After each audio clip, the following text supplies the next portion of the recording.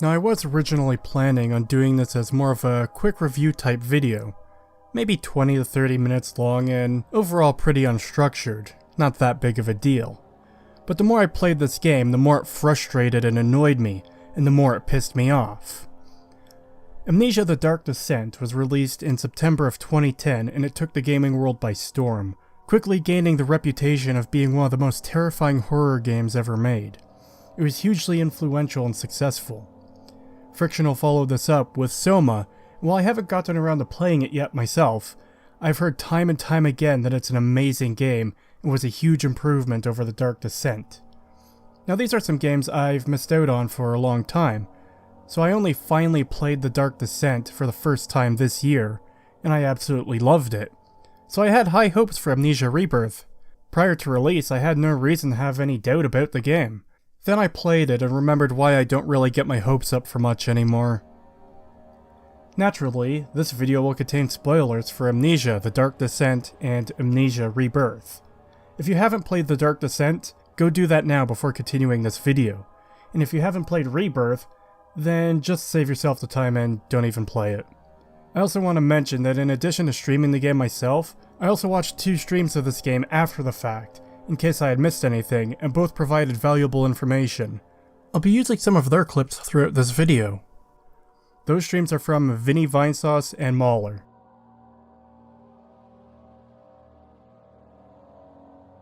One of the best parts of Amnesia: The Dark Descent was the fact that developers refused to use cheap jump scares to achieve horror. Instead, the developers focused more on atmosphere, world design, and the encounters with the monsters, as well as story, and the mystery of Daniel's lost memories. While the game did include some sudden moments of spooky things happening, I hesitate to classify these moments as jump scares. At least, not in the sense that typically comes to mind when I hear the phrase jump scare. To quickly define my terms, so people understand what the fuck I'm talking about, I would classify these as soft jump scares, which are characterized by a sudden event happening, or a glimpse of the monster, or otherwise something shocking and horrifying, or in some cases something entirely benign as a subversion of what you'd expect. But the difference is, these are not a primary way for the game to scare you. When they're utilized well, it's often to build up the atmosphere, to unsettle the audience, build an ever-growing sense of dread, and sometimes, used for the sake of the audience not getting too comfortable. Here's some examples.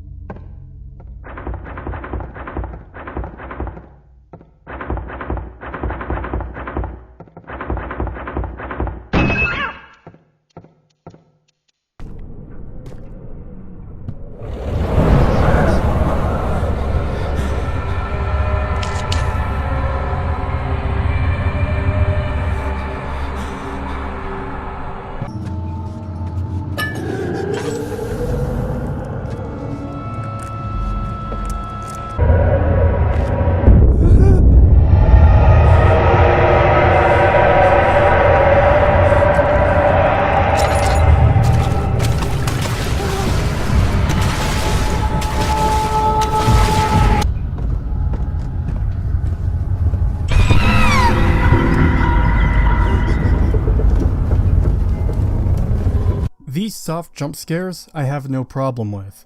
They mostly make sense in the worlds they're presented, and they typically aren't used as a cheap means of startling you. They're meant to instill fear and dread. I don't even like labeling them as soft jump scares, simply due to the connotations of the term jump scare has.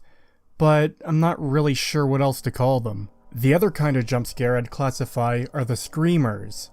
There's a very small variety of ways to achieve this effect, but they're incredibly simple. Screamers are often characterized by an image or game model, either rapidly zooming in to appear as though it's coming at you, or already close up, essentially in your face, and this is accompanied by either a music sting, screaming, or both. The point of explaining and demonstrating it in this way is to clearly show how cheap and easy these kinds of scares are to make. Not all of them will include a scream, so the name I'm tentatively giving them for now is a bit inaccurate, but many obviously do contain screams. This was also a trend on YouTube for a while as well. People still make these kinds of jump scares with random videos. I'm now going to play several screamer jump scares as examples, Skip to this timecode on the screen if you do not wish to see them. 3, 2, 1. Shit. What did you make me play? Ah! Oh god! Fuck you, creeper! Yeah, that's what I thought happened. Oh, what the fuck? Jesus! Did you click off the screen? No, I did not click off the screen. That was the stupidest jump scare I've ever seen. Is this what I'm dealing with right now?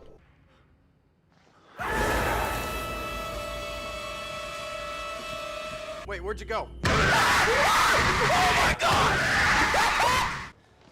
Little pig.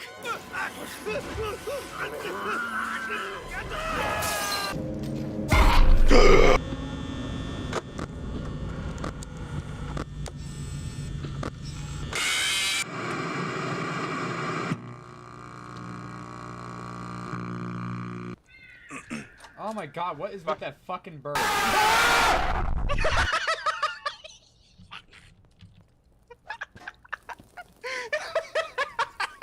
Oh yeah, what is with that fucking bird? Ah!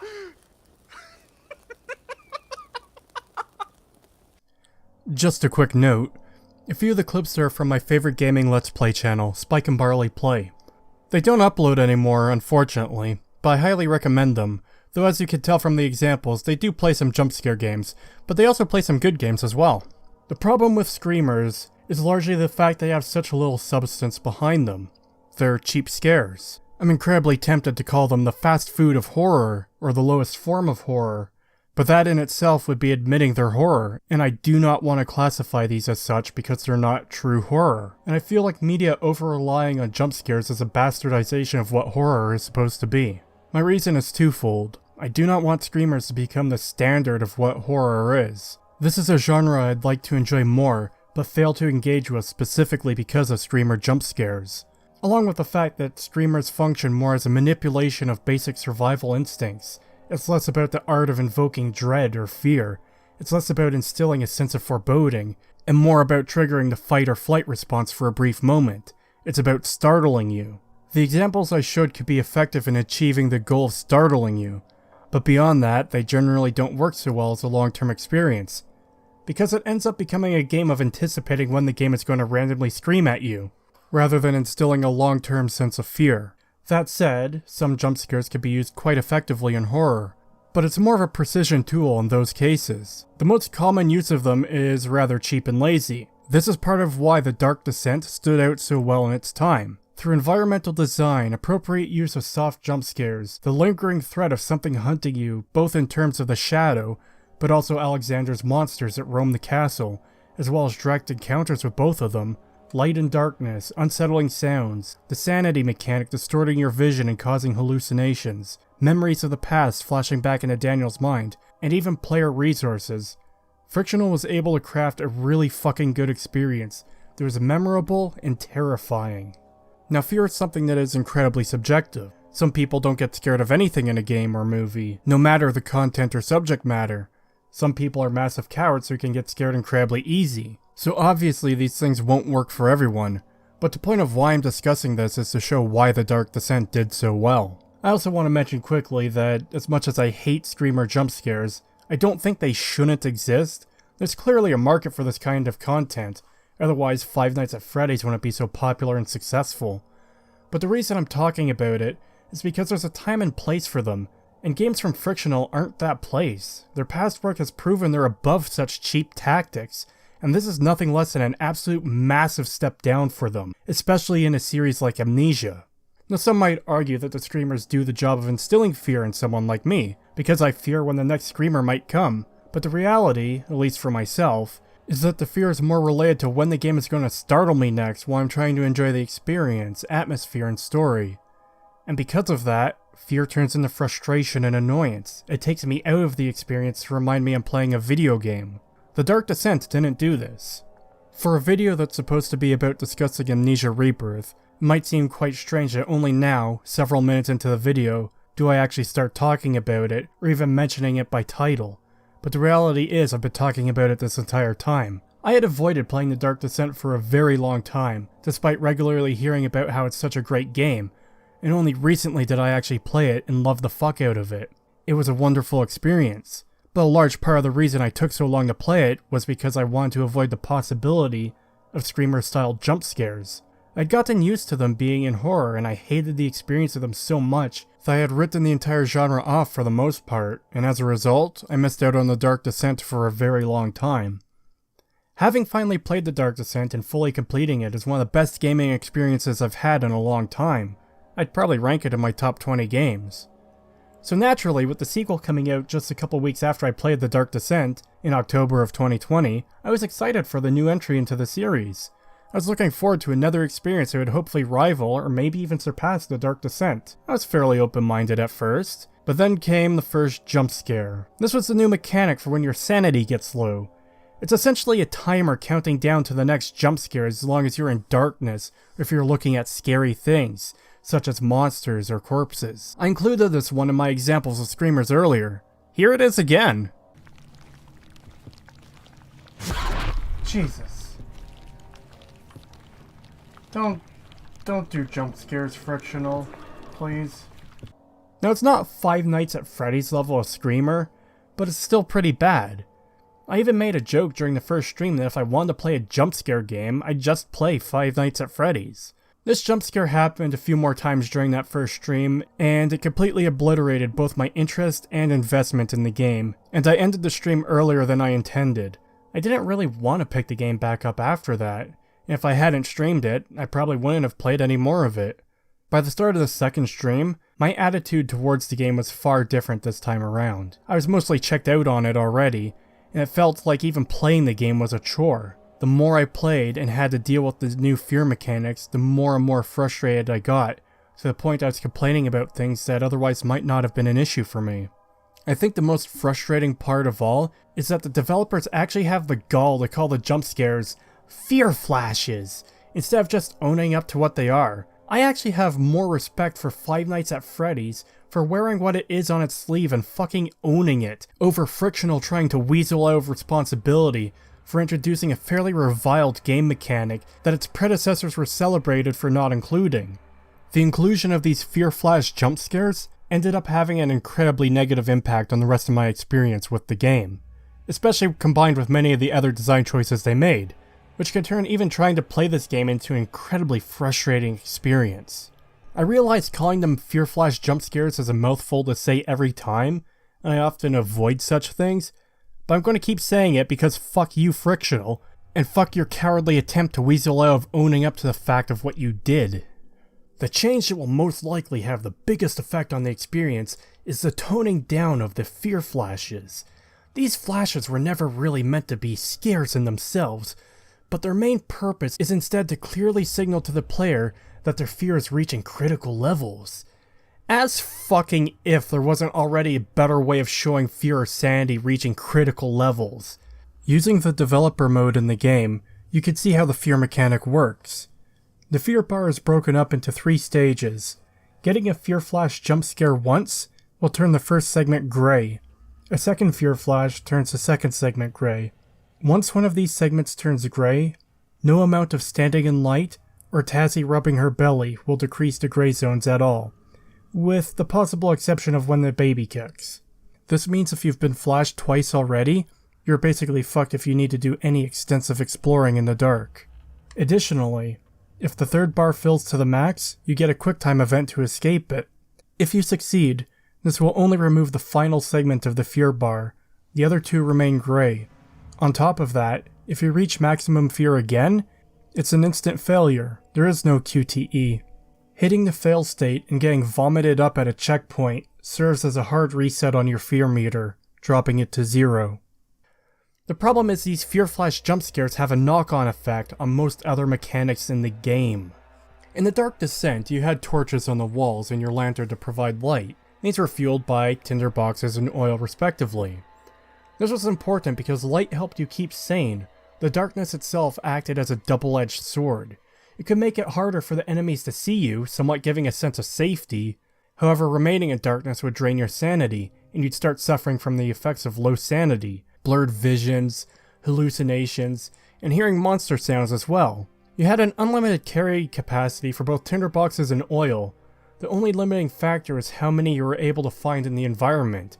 You had to manage your resources to ensure you didn't run out, or you'd have to deal with the low sanity effects. and if your sanity bottomed out, you would collapse to the floor, which could potentially result in a death if a monster is nearby. It was handled incredibly well. Rebirth's solution, rather than using a similar mechanic, is to jump scare you if your sanity gets too low.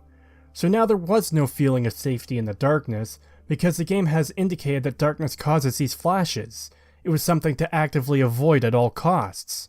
So the solution is to light everything up like a goddamn Christmas tree, except that's more difficult and obnoxious to do now too. Tinderboxes have gone the way of the dodo in favor of batteries from Outlast. Except this is actually worse somehow. You now have matches to light up the immediate area for a short period, and they can be used to light candles and lanterns and so forth. Except you have an incredibly limited amount of time to do so, as the match will burn out in a matter of seconds. So if your sanity is low and you enter a new room, it becomes a scramble of trying to find as many light sources as possible to activate. Not only that, but matches are limited to a maximum of 10 now, for no discernible reason. I can only assume this is intended to prevent situations similar to mine in the Dark Descent, where I ended the game with something like 60 tinderboxes. But odds are if you have that many by the end of the game, you likely would have dealt with low sanity mechanics as a result. Also, if the player has too many resources, would it not be smarter to just lower the amount of resources, not the amount the player can carry? And on that note, matches are fucking littered across the world, but it also leads to a situation where they're plentiful now, but you don't know if they will become scarce later on, especially as you end up using portals to travel to a highly advanced alien world. Also, just keep that in mind for later. I hope this doesn't need to be explained, but matches are incredibly small.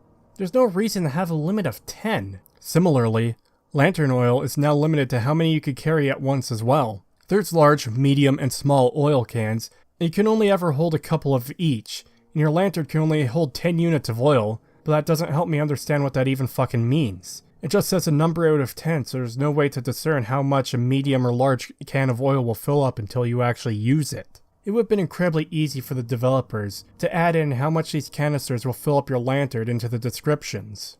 Finally, your lantern will run out of oil incredibly fast. At one point in my stream, my lantern had 4 out of 10 units of oil, and that lasted me about 40 to 50 seconds. The problem here should be rather obvious. Fear causes jump scares, darkness causes fear, and all player-utilized light sources are unreliable and largely ineffective. There's even light sources in the game that can be arbitrarily turned off. I didn't notice this in my own playthrough, but in Muller's stream, as best as I can tell, a monster would thump upstairs and that would be enough to turn off some of the lights he had lit up, further exposing you to darkness, and additionally wasting resources. So, the natural solution is to just manage your sanity better, right? Well, no, actually, because you can't even see what your sanity levels are anymore. You get this black, wiggling, tentacly mess around the border of the screen, but, for some unknown reason, they decided to remove both the health and sanity status checks from the inventory entirely. They're both just gone for no goddamn reason. I had no way of specifically discerning what my sanity levels were, so I had no way of telling if it was even safe for me to do anything without triggering the jump scares, because the tentacles don't indicate what my sanity levels actually are. I'd wait around near some light for a few minutes, assuming I was in a better position, only to step out into the darkness and immediately deal with my character losing her shit. The game does introduce a mechanic to reduce fear levels, and that's the X to Babby prompt, where you press X and Tasi looks at her belly. I'm not sure why this reduces fear. My assumption is that being pregnant would make her more scared of the monsters, not less. This also becomes an obnoxious feature, due to the game constantly reminding you about it and flashing the screen blue when the baby kicks. My second stream of the game, I started in a room that was completely lit up, and I was in there for a few minutes while checking with my chat to see how the audio was. Within 5 minutes of being in darkness, I got fear flashed, got the QuickTime event which I somehow failed basically immediately, and was vomited up at the entrance to the area. They also introduced a healing item from the previous game, Laudanum, with a special note that you shouldn't take this medicine if you're pregnant, which your character is. More on that later. With no health display of any kind, it becomes impossible to know if you actually need to use it or not, so it becomes less of a dilemma of whether you're going to risk the baby in order to heal up. Well, As it turns out, Laudanum is no longer a healing item, but one that decreases your fear. I only ever found one bottle and saved it in case I needed it, but as it turns out, this game doesn't even have a health system, which at least explains the absence of a health status, though that still doesn't account for the lack of a sanity status. I really can't wrap my mind around changing the healing item from the last game into a fear-reducing item in this one. This would be like if a potion in the new Pokemon games instead restored their available moves and not their health. But we're not done yet. Your sanity hitting rock bottom is now considered a failure state of sorts, almost the equivalent of dying. In the Dark Descent, if your sanity reached 0, you'd collapse to the floor. However, if you got fucked up by a monster, you'd get a hint and the game would send you back to a checkpoint. Rebirth treats sanity as though you're dying. You get a QuickTime event of all fucking things, then if you fail, you see a montage of your character frantically running through whatever area you're in, while experiencing fear flash jump scares repeatedly before the game finally vomits you up at the last checkpoint. So in addition to avoiding low sanity like the fucking plague due to obnoxious jump scares, you now also have to completely avoid it due to it serving as the equivalent of dying and setting you back a bit. This also becomes incredibly obnoxious due to how much fucking time it takes every single time it happens. Look at how quick and simple it was in the Dark Descent.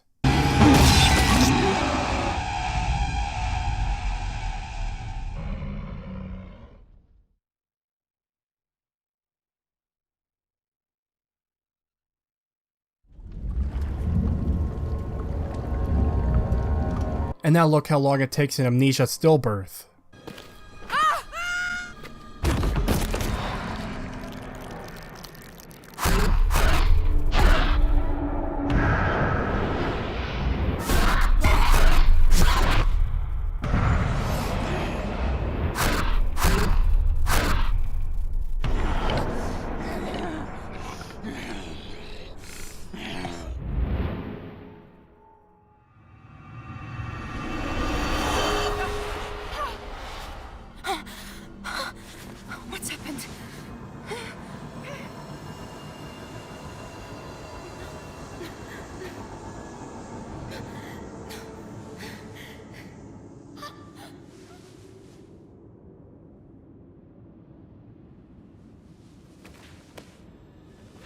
I know there's no chance of Frictional ever seeing this video, but I'd like to make the recommendation that you take the people who made these dumb fuck decisions and reassign them to janitorial positions, because clearly they have experience in dealing with shit.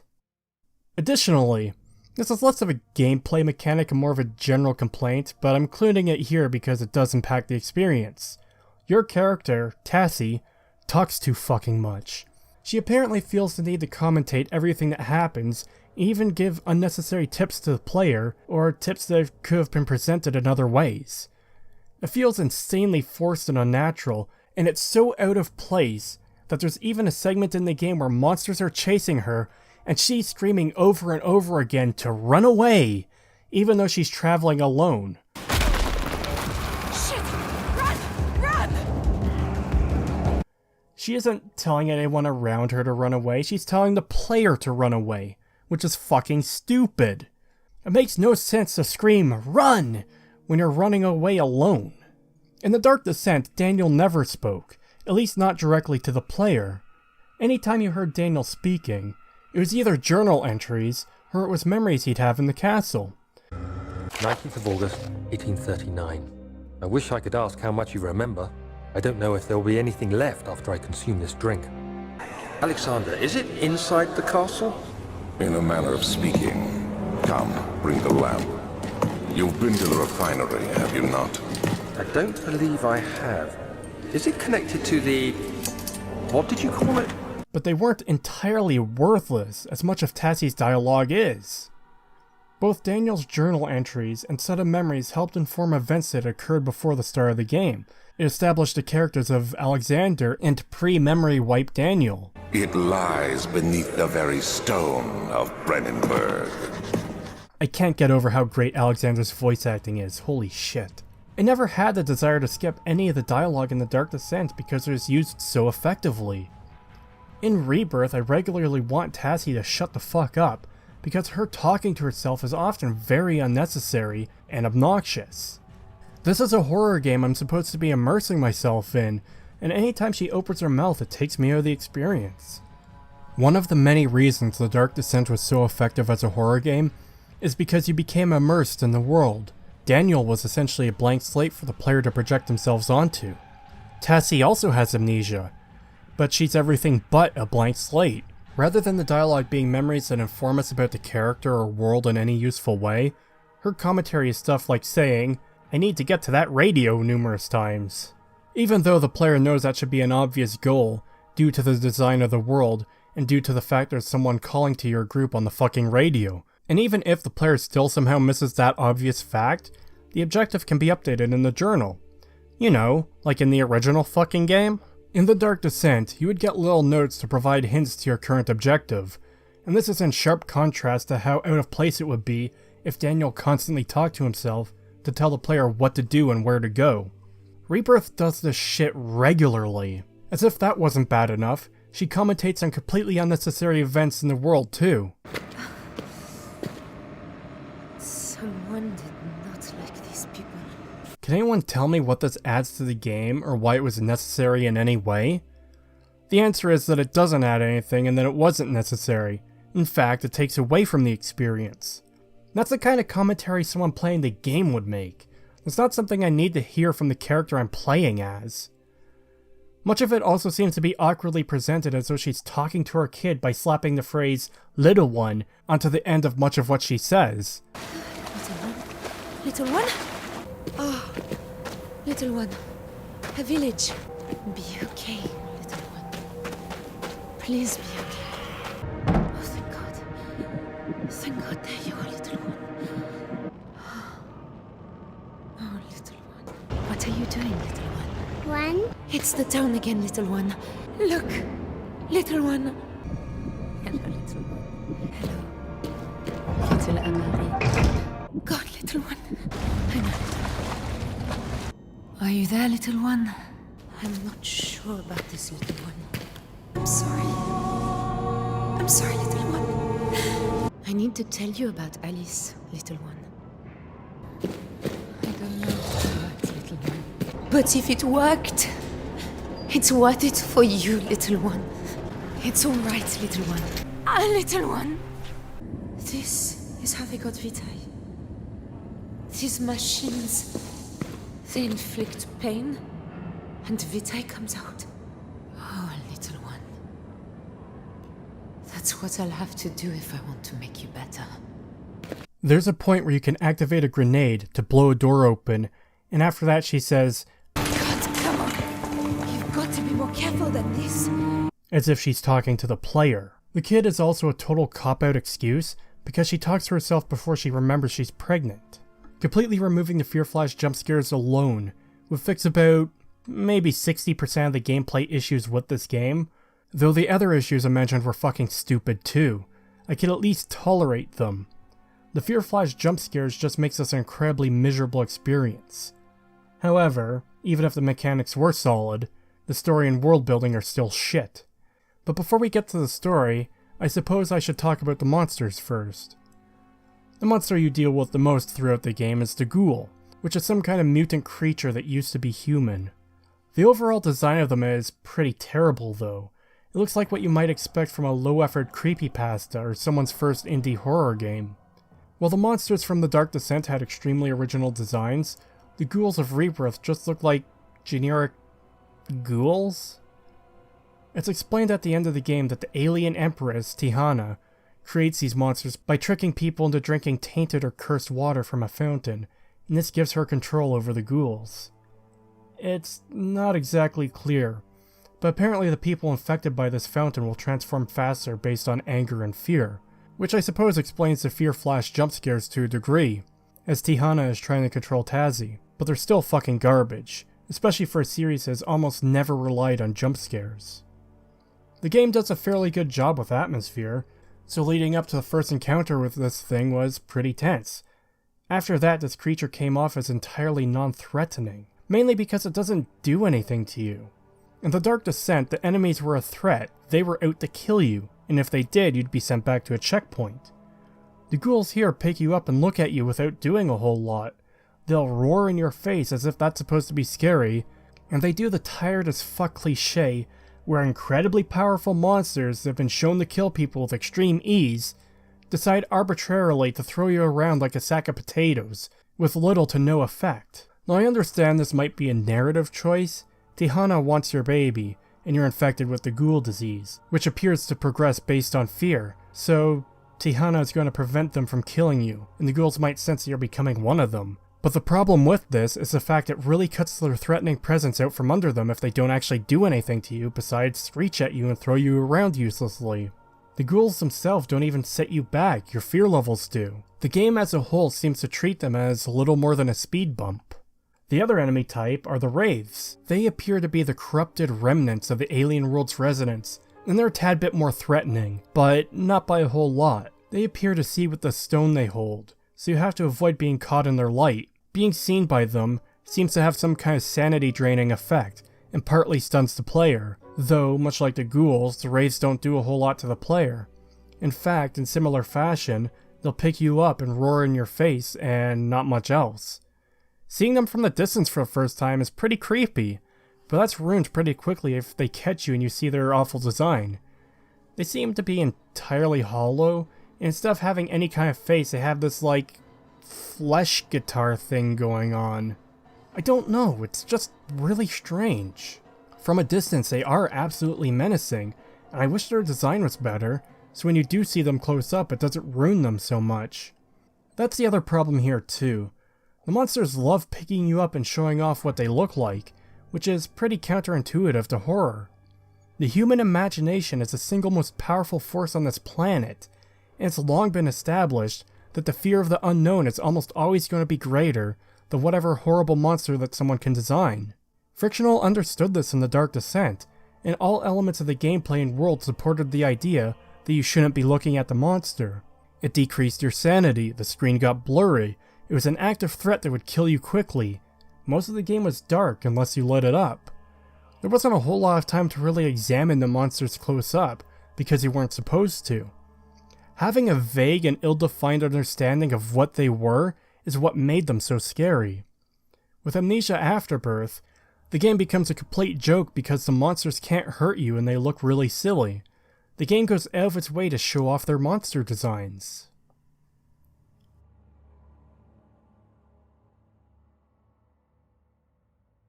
As for the story as a whole, it's kind of a hard topic to discuss due to how convoluted it is. In The Dark Descent, the story was overall simple but effective. To summarize it very quickly, Daniel went to Algeria on an archaeological expedition. There he found the orb, but began experiencing strange nightmares and was sent home. Soon after, he learned that the expedition had been destroyed with only one confirmed survivor. Daniel sought out those who might be knowledgeable about the orb, as well as his doctor to prescribe something to stop the nightmares. Soon after, these people died. Having acquired the address book of Professor Herbert, the man who led the expedition, Daniel sent out letters to various contacts, and one of them, Alexander of Brennenburg, promised to be able to help Daniel. After arriving at Brennenburg Castle, Alexander convinces Daniel that the guardian of the orb, the Shadow, can be banished through rituals. Performing these rituals required sacrifices, though, which involved cruel torture. Alexander claimed they were all criminals, but many of them turned out to be innocent. Upon realizing this, Daniel couldn't bear the guilt and drank the amnesia potion, with the intent for his new self to destroy Alexander for his crimes. This is where the game begins. Everything prior to this point is revealed through notes or memories returning to Daniel. The rest of the story revolves around reaching the inner sanctum, where Alexander is preparing a portal to flee our world using the orb. It's pretty straightforward and makes sense. There's no gaps in the logic as far as I can tell. The story of Amnesia Rebirth, on the other hand, is a complete mess, because it seems the writers forgot major aspects of the story repeatedly. I can't even summarize it effectively for the sake of this video, so I suppose I should just get on with this. The game starts on a cutscene in an airplane, in which your character Tasi comforts her husband, Salim. Suddenly, the plane starts having mechanical issues and seems to teleport between our world and an alien world. Then the plane crashes and you wake up all alone, an unknown amount of time later, in the wreckage. and there aren't even any dead bodies. Tasi drinks a bottle of medicine and sits down in her chair. Her sketchbook is in the pocket of the chair ahead of her. This might seem like a minor detail right now, but it will be important much later. In fact, keep this whole section in mind, we'll be coming back to it. You hear chatter on the radio in the plane. It's Tasi's doctor. Not sure where he and everyone else is, but I'm sure it will make total sense when we get there. Also, the door handle is on the ground. Another seemingly small detail that will be important later on. Just keep that in mind for now. Following a trail, you soon find a cave where the survivors took refuge. You find out 3 of your crew members were left here, and the rest of the group continued onwards to look for help. 2 of these 3 were injured, Salim and some other guy. The other guy ended up dying, and his wife killed herself, leaving just Salim, so he tried following the group long after the fact. He left a literal paper trail in case anyone came after him, which is convenient because, actually no it isn't. It serves no purpose because it's a linear path and it's impossible to get lost. As far as I could tell, the notes on the scrap paper are mostly inconsequential and useless. Fairly early into the cave, a plank bridge you're walking across breaks, causing you to fall into the darkness and deal with some mindfuckery that requires button mashing to escape. This is what's featured throughout the game to escape from both monsters who are holding you and the fear failure state. It's actually kind of surprising that you even survived this fall, though I'm not really going to hold that against the game quite yet. Just keep this in mind for a little bit, because it's going to get a whole lot more relevant very shortly. Continuing on, you see a monster, and the fear takes over. The game uses this opportunity to just teleport you somewhere. I'm not sure why this was necessary, but whatever. Tasi soon realizes she's wearing a magic compass on her wrist. This allows her to open these strange rifts in the world in order to continue. And I'm just going to talk about this now. These make no sense to me in the slightest. It's possible I missed a note about them somewhere, but they don't even make sense to me from a game development standpoint. They're not shortcuts or hidden areas, at least none of the ones I found have been. These rifts can only be one of 2 things. Either an alcove of some kind that's nothing more than an immediate dead end. They seem to serve no other purpose than just being a small pocket of the map with nothing in them. Or they're the only path forward. Neither of these make any goddamn sense to me. So if you're going to go through the effort to make these small pockets open up with the compass, surely they serve a purpose like hiding resources or acting as a closet to hide from the monsters, right? Well, no. In my experience, I never found anything in these pockets. And even if I put the compass away, they remain open until I'm far away from them, so I can't even hide from monsters in them. As for their other use, they're not just the main path to progress in an area, they're the only path. There are no other options. So why design this feature when it doesn't actually do much of any relevance? Well, some of these portals absolutely do take you to the alien world, but for some reason, many of them just act as an arbitrary magic pathway when no other path forward exists otherwise. It ends up feeling really contrived that Tasi repeatedly ends up in complete dead ends she can't escape from without the compass, but every one of these dead ends just so happens to contain a magic path that connects areas she'd otherwise not be able to go. Hell, some of them aren't even proper corridors. Some of them are just literal holes in the wall you can open. My problem with this is the fact it seems completely arbitrary to have this feature. We could just as easily have a regular fucking pathway to allow you to go forwards. I also haven't been able to find any explanation for what the fuck these rifts are or how they're made or why all the dead-end ones exist. I guess it's just one of those things that's supposed to look neat and you're not supposed to think about too much. Additionally, by this point in the game, you'll notice you get a ton of flashbacks of your memories returning, similarly to Daniel in the Dark Descent, but they're far more frequent here and far more useless. Daniel's memories serve the purpose of fleshing out characters and informing you of events prior to Daniel's loss of memories. Tasi's memories do the same, but much of it just isn't necessary to what's happening in the game. They introduce us to all these characters that were on the plane, but it doesn't really connect the audience with them. We're just kind of seeing fragments of their journey for the most part, which gives us context to what happened, but it doesn't really seem to impact the narrative itself. There's a lot of focus on Hank, but again, it's not necessary and doesn't serve much of a purpose. It's hard to get the audience invested in a character, especially one this bland, purely through flashbacks. Daniel's memory slowly revealed more of Alexander's personality and the actions Daniel took, This was significant because Alexander was manipulating Daniel into torturing people. He was desperate to banish the shadow, and Alexander was using him for his own gain. Tasi's memories serve as little more than the 1937 equivalent to found footage for a good 90% of the game. There are some useful memories that inform us of events, but most of them can be cut. On the other side of this are the loading screens, which contain their own memories in a similar fashion to Daniel. In The Dark Descent, most loading screens had some kind of information on them, about things relating in some way to the story, such as how Sir William Smith had been marked by the Shadow due to his contact with Daniel, and how it killed Professor Taylor as well. They told of his arrival to Brennenburg and so forth. They weren't meant to convey highly important information, but details that help expand the story and explain events outside the limited scope of Daniel's perspective. Most loading screens in Amnesia Stillbirth relate to Tasi's first child, Alys, and fairly early into the game it's revealed she's got some horrible disease, and the rest of the loading screens from that point are the game attempting to pull your heartstrings over this dead child, but it's such a weak and disjointed way to try to present this tragic story. Not to mention long and drawn out. It ends up falling flat as a result. The game wants you to care about this kid oh so much, but again, it's really hard to get the audience invested in a character that you don't see much of and don't interact with. All this shit about Alys choking on beans and slowly dying over the course of the game is really sad and all, but the level of investment required for this to work just isn't there. It comes across more as emotional manipulation than a story being told in earnest. Now, the fact that her first kid died is important information for what's revealed later on in the game, but honestly, with the way it's presented, it would have been just as effective to say in a note somewhere that her first kid died. Despite the game trying to build this up into a significant part of the story, it ends up feeling like an overextended footnote that only informs a single decision Tasi made here. This ties in with the aforementioned problem with Tasi that was not present with Daniel. Daniel is mostly a blank slate and there's little to no disconnect between the player and him. On the other hand, Tasi is handled in the opposite fashion. I can't really say this is a situation I cared about because of how disconnected I felt from the character. But I am getting a bit ahead of myself.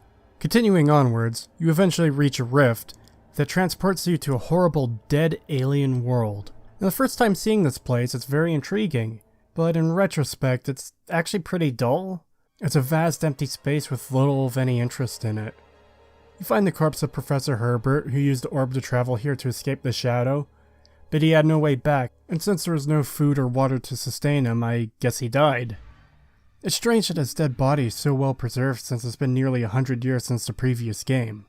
There's something I want to talk about here though, and that's the fact that I don't think this is Alexander's homeworld. While the people who maintain the wiki are quick to make this claim, I don't believe the evidence supports it. If you end the Dark Descent by sending Agrippa's head through the portal, the Shadow will kill both you and Alexander. However, you can hear Agrippa talking to Weyer about saving Daniel. Given what we see of this alien world in Rebirth, I don't think they'd have the ability or tools necessary to do so if this is the same world. Additionally, Alexander has a specific quote in the game where he asks Daniel if he could see the other world and comments on its beauty. But again, Rebirth tells us that the dead wasteland we see is due to a plot to assassinate the Empress, and to end the eternal torture of people that's needed to keep her alive. Now maybe his world wasn't ruined at the time Alexander asks Daniel this, right? Except that Professor Herbert here just told us that it was. Now naturally, all these aspects will vary depending on conditions, body type, age, and so forth, but the average human could survive about 3 days without water. But even if we were to ignore that completely, one of his notes outright mentions that there's widespread destruction in this world. There's no possible way that the world Professor Herbert got trapped in is Alexander's homeworld, or else he'd have been just as shocked to see its demise in this way. There's also a further contradiction here. Professor Herbert fled to this alien world because the Shadow was hunting him. But again, thanks to the same quote from Alexander, Daniel is tainted by the Shadow, and that it would kill him regardless, so why would it follow Daniel but not Herbert? Regardless, we continue onwards and soon encounter these dead people who are still standing up. It's very striking when you first see one. It's partly obscured by the perpetual dust storm in the darkness, and it's standing with its back to you.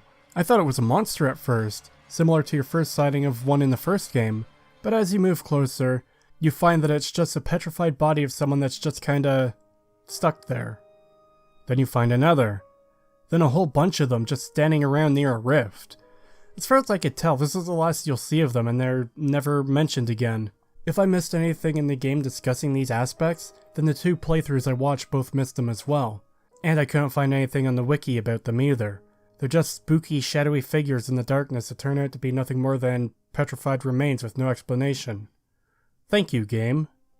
The rift ends up taking us to a dream sequence, because that's important to this well-crafted narrative, I guess. You end up in a room in your home where the game tries its damnedest to make you care about Salim. I wonder why this could be. You go through the door to find an exact copy of the room you were just in, but with both Salim and Alys, who get turned into sand and blown away as you approach them. Now it starts breaking apart and you see a giant fetus in the sky because deep metaphor, I guess. It's not really all that deep, just keep it in mind for later. I'll be coming back to it. Then you wake up in a cave and Tasi complains about it feeling like she doesn't fit her body. After continuing onwards for a few minutes, you find this toy monkey they had given their daughter, and Tasi remembers that she's pregnant. From this point forwards, the entire rest of the game constantly reminds you that Tasi is pregnant. She won't shut the fuck up about it, as mentioned earlier. And as mentioned earlier, most people would be fooled into thinking the game is about her being pregnant, but the true genius twist behind this story is that it's really a game about falling down. I said I'd be returning to this shortly, and here we are. By this point in the game, you've already fallen several times. The first of which was pretty rough. Hell, it might have been enough to kill someone. But not only does Tasi survive, but her baby is fine too, I guess. Even though it's super easy to lose a baby. This isn't the end of it though. You fall a shitload of times in this game, to a point it seems like the game is trying to make a point of it. I can do this.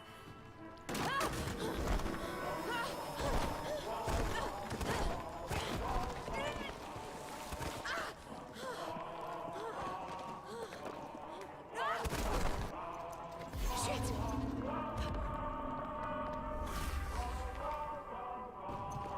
Oh.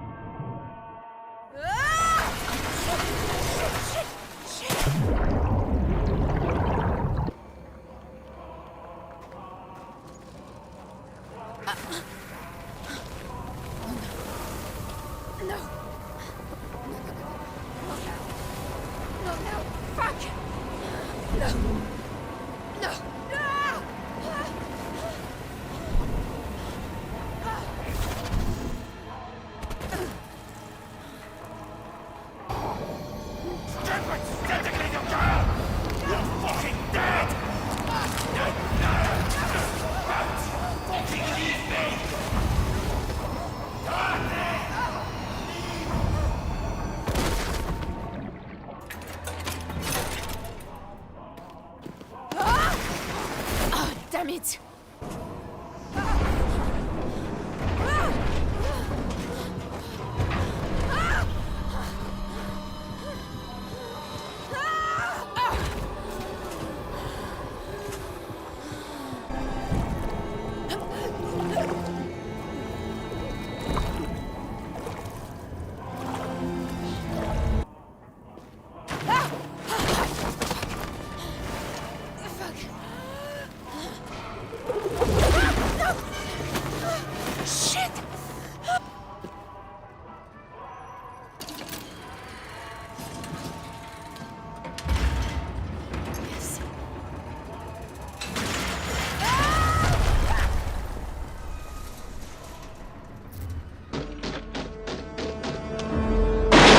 You also get hit by falling rubble a number of times too.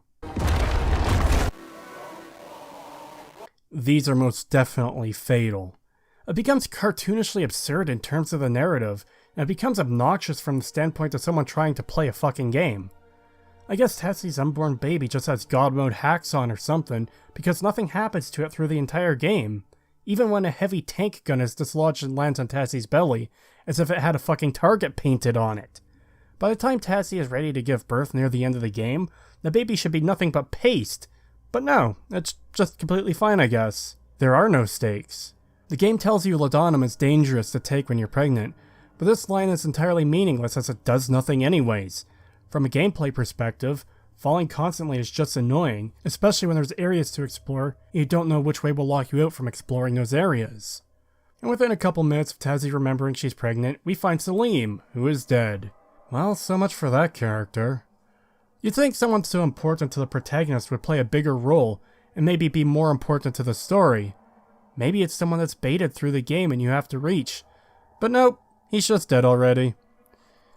Now obviously this will vary from player to player based on their speed, but you reach this point about only an hour into the game, and there's barely any time spent with him at all. There's the intro cutscene of the game, there's the dream sequence where he gets Thanos'd, and there's his little paper trail through the caves. It's at this point I'm forced to ask the same thing I had to ask in my Fallout 3 and 4 analysis videos. Were we supposed to care about this character at all? The sad thing is, I actually have to refer to Fallout 4 as a positive here. At least you had some fucking interaction with your spouse in that game before they died. It may have been rushed and awful, but even that had more to it than this. I think the bigger question is if writers think giving your character a family, then taking them away a few minutes later, is enough to get the audience emotionally invested. Giving the protagonist a family to care about can be a really fucking good aspect to games to get the player invested when it's done well and when it's built up properly. But when it's done lazily like this, it just feels like the writers are taking a shortcut to make the audience care. It comes across as cheap emotional manipulation. Look at how sad these characters are. Your spouse is dead and child kidnapped. Isn't it sad? Look at how sad Tasi is. Her husband is dead, her first child choked on beans, and now an alien wants her unborn kid. Isn't it sad? The problem is, there's a Grand Canyon-wide difference between recognizing that something is sad and actually being invested in feeling empathy towards these characters. Really solid writing can make the audience feel anything. Anger, hatred, respect, sadness, happiness, satisfaction, sympathy, among many others. But the groundwork needs to be done in order for the audience to care. If you don't get this right, it falls flat. Instead of empathy, much of the audience ends up feeling apathy towards your characters, which is one of the last things you want. Yes, it's super duper sad that Salami died. I just can't give less of a shit about it, because the game did next to nothing to make me care. Hell, I cared way more about Atlas's family in BioShock, and they weren't even real. But the game had built it up to that point, that we were going to rescue this guy's family and get the fuck out of this hellhole. Despite never even meeting him, the submarine exploding had far greater impact since we, as the player, actually knew Alys. He had been helping us over the course of the entire game, and we even had a common enemy in Andrew Ryan. Anyways, we finally get our lantern for this game. No idea why you couldn't have just picked up one of the numerous torches you've passed until this point, but whatever. After having enough time to mourn Salim, the cave starts caving in. You run, but Tasi ends up getting hit in the head with a rock. Not sure how she survived this, but logic is quickly proving to not be a strong point for this game. Tasi gives up and accepts death, which would have made for a short game, though vastly superior to what we got. But unfortunately for us all, she decides to live. Luckily for her, she's right next to a door to exit the cave. How convenient. We also get our first X to Babby prompt here. Following the path, you eventually find an old fort, this game's first major set piece. I suppose there's a visit to the alien world, but that functioned more as a corridor to get you from one area to the next. Now this next point is a rather small one, some might even call it a nitpick, but pick this nit I shall because it's still fucking dumb.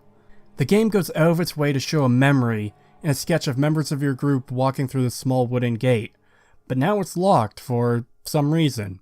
You have to break your way into the guardhouse and turn the wheel to unlock it. Why would it be locked if your group already passed through here? Who locked it and why? This isn't even a puzzle, it's a speed bump.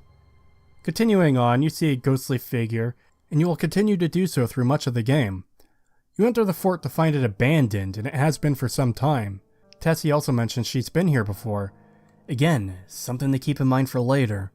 Now this area is a small hub, with a tank in the middle and 2 sub-areas, the Armory and, I guess, the Barracks. Keep in mind, Tasi's been doing a little more than wandering around at this point. She's trying to follow her group, but has no clear path on where to go. Luckily for her, there is only one path. She hears a radio in the Barracks, so that becomes a priority for her to reach and contact her group. However, as the player you have options, though it doesn't really matter which area you go to first. The Barracks is unlocked by default, but the key to the Armory is in the tank.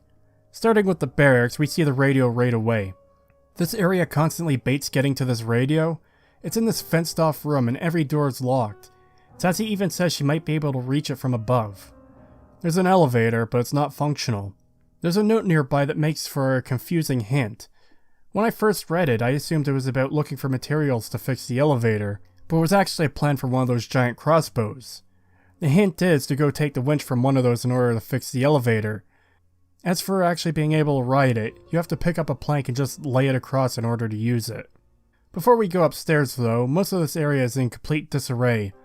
There's the desiccated corpses of a bunch of troops strewn about the place, and a few notes here and there, but nothing of any real importance. Upon reaching the upper level, we see the shadow of the monster in the hallway, but there's nothing there. There are, however, a few jump scares on this level. There's an oil can that you can try to grab, but the monster will swoop in, reach in from the other side of the wall, grab it, and disappear within a couple seconds. If you explore one of the side rooms, you could trigger one by approaching a locked door. The monster will appear and slam the door, then vanish.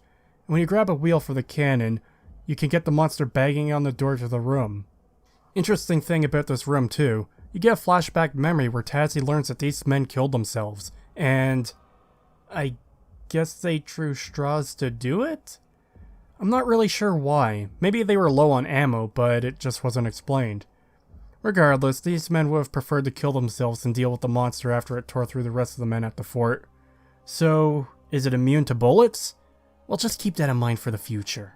But I have another continuity issue here, and this one is less of a nitpick than the gate earlier. There's only one way up to this floor, the elevator we just took, which was broken and had to be repaired before we could progress. So how the fuck did Tasi's group get up here the first time around? She couldn't have the memory of them finding the bodies if they didn't get up here, so this is just a blatant mistake on the part of the developers. It's still rather small in the grand scheme of things, but it does hint towards a larger issue, and that's the fact that the proper care wasn't given into making an overall series of events make logical or consistent sense, a problem that will get worse as we continue. I'm not really sure I can even call this a puzzle though. I don't have much issue with it, but the next task you need to complete to progress is finding the wheels for this cannon, so you can push it onto a weakened area of the floor in order to create a hole to the lower level again. This will provide you access to the room the radio was in. Hello? Hello, Doctor, are you there? Yes, I'm here. Ava, is that you? Oh, thank God. It's Tasi Trianon. Miss Trianon? Tasi? Are you well? Yes. Well, no. Not really, not at all. I can't remember anything. I'm pregnant. I'm lost. Salim. A fort. I'm in a fort. We were here before, I think. I don't know. Doctor, where are you? We have found help. People, a village. But Yasmin, she's not well. The fort. Yes, the fort. Go through the mountain pass, and it is maybe an hour beyond there. The mountain pass. Yes, I see the village here on the map. Oh, thank God. But, Doctor, please, there's something else. I keep blacking out. It feels like I'm losing control. I am aware of your recent problems, Miss Trianon. In fact, you must get help. Doctor? As quick as you can. There may still be a chance. Dr. Mathieu! Oh, damn it. Now, keep in mind what I said before. Tasi's group had gone through here before. This included the doctor. and keep in mind that she tells him outright that she's in this place. I'll be coming back to that in just a couple minutes. There's something else I want to talk about here first, and that is funneling. This room is clearly designed with doors that are locked, but can't be unlocked from either side. There's a very specific reason for this. The radio is meant to be a goal to reach, so it's locked in order to force you through the rest of the fort. This is fine. Many games use this as a way to bait rewards or progression. The Dark Descent even does this. The problem comes when you're on the other side of the door. It can't be unlocked from the other side. God damn it. I need to get in there. No! Come on, damn you! I'll get to you, Doctor. Just keep talking. Hello? It can't be unlocked from this side, where the radio is. This is to prevent you from going back the way you came in. It's intended to force you through the rest of the area you haven't explored yet. The worst part about this is that a simple design change would make this far less obnoxious. There could be a cave in there, or some other obstacle that a lone person cannot overcome or clear away. The fact that there's a door there that you can reach both sides of and can never open is annoying from a gameplay perspective, and it doesn't even make sense from the narrative. Why would the group lock this door? They hadn't encountered the monster yet. It was just a fort full of dead people as far as they knew. But this door is locked for the sake of the narrative, I guess. The problem is, the Dark Descent handled funneling far better, mainly for the fact that it doesn't even feel like it exists. This is probably something I should have brought up back in the gameplay section, but I just feel it's better to talk about this here. Brennenburg Castle was designed in such a way that it never felt as though you were permanently locked out of any area. The Dark Descent didn't cut off the availability to backtrack to other areas unless everything had been done in them already. Through fantastic world design, you're basically forced to visit nearly every available part of the castle, and it felt natural because it was simply a part of your goals to progress in the game. They also made it quite clear which areas would result in progression that you couldn't go back on. Amnesia Rebirth, on the other hand, is full of arbitrarily locked doors that never open. They're just there for decoration, which is fucking annoying. The game also repeatedly cuts off your ability to backtrack or explore areas without clear warning. Granted, there isn't much to explore, but when they scatter these dumb rifts around, they make it feel as though there's something to find, which can catch the audience's attention. But when it's not clear which path is going to permanently lock a door behind you, it becomes fucking annoying when you miss out on exploring those other areas. I'm going to use the cave example from earlier. In my own playthrough, I didn't even see one of the rifts.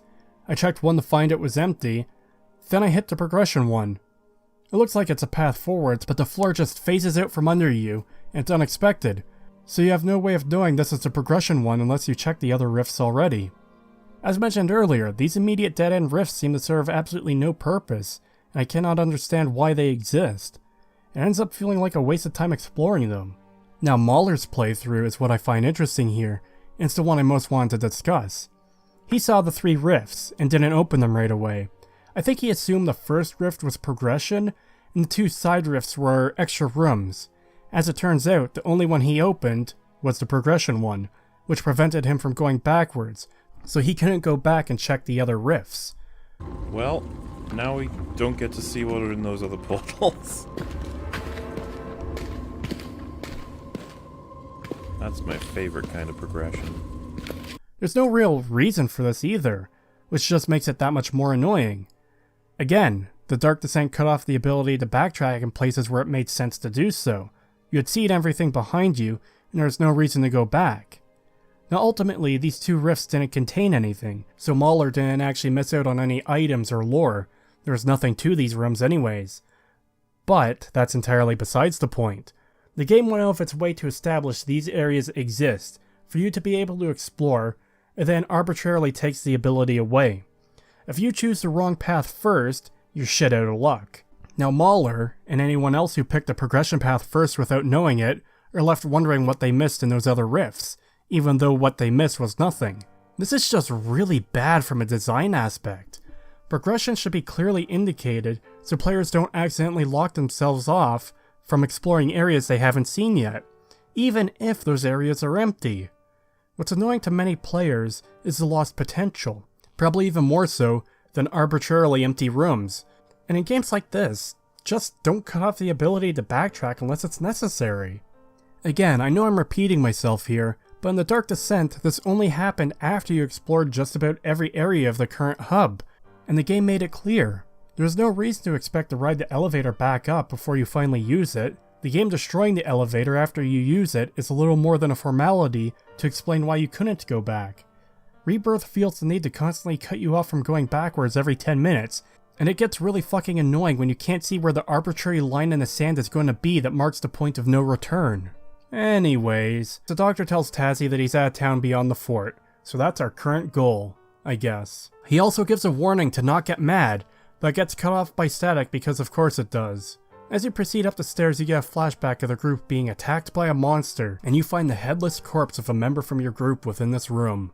This seems like as good a time as any to mention that just about every single character that was on the plane with Tasi are all basically Redshirts, who either die or get turned into monsters. It was a small plane, and the bodies are already piling up fast.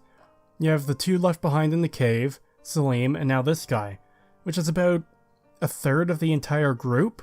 I'm not sure if the game expects us to care about these characters or not. Obviously Salim we're supposed to care about, but I've already covered that specific topic. But the rest of these characters are barely ever mentioned or dealt with. They come off as little more than a footnote upon the story. Hell, even Salim is a footnote in the overall story. He's Tasi's husband. Then he dies. How tragic. Anyways, continuing on, you find a locked door to a storage room. There's only one other way to go, and that's down the hall towards the exit. This will activate the first true encounter with the monster, as it breaks out of the storage room and chases you. If you fail the encounter, you get sent back to the radio room. The only direction available is where you just were. You could get the key item from the storage room and leave the building as usual at this point.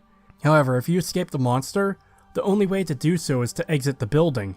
The monster will pound against the door, and after a few seconds, Tasi will just say that it stopped, and it's safe to just go back inside now.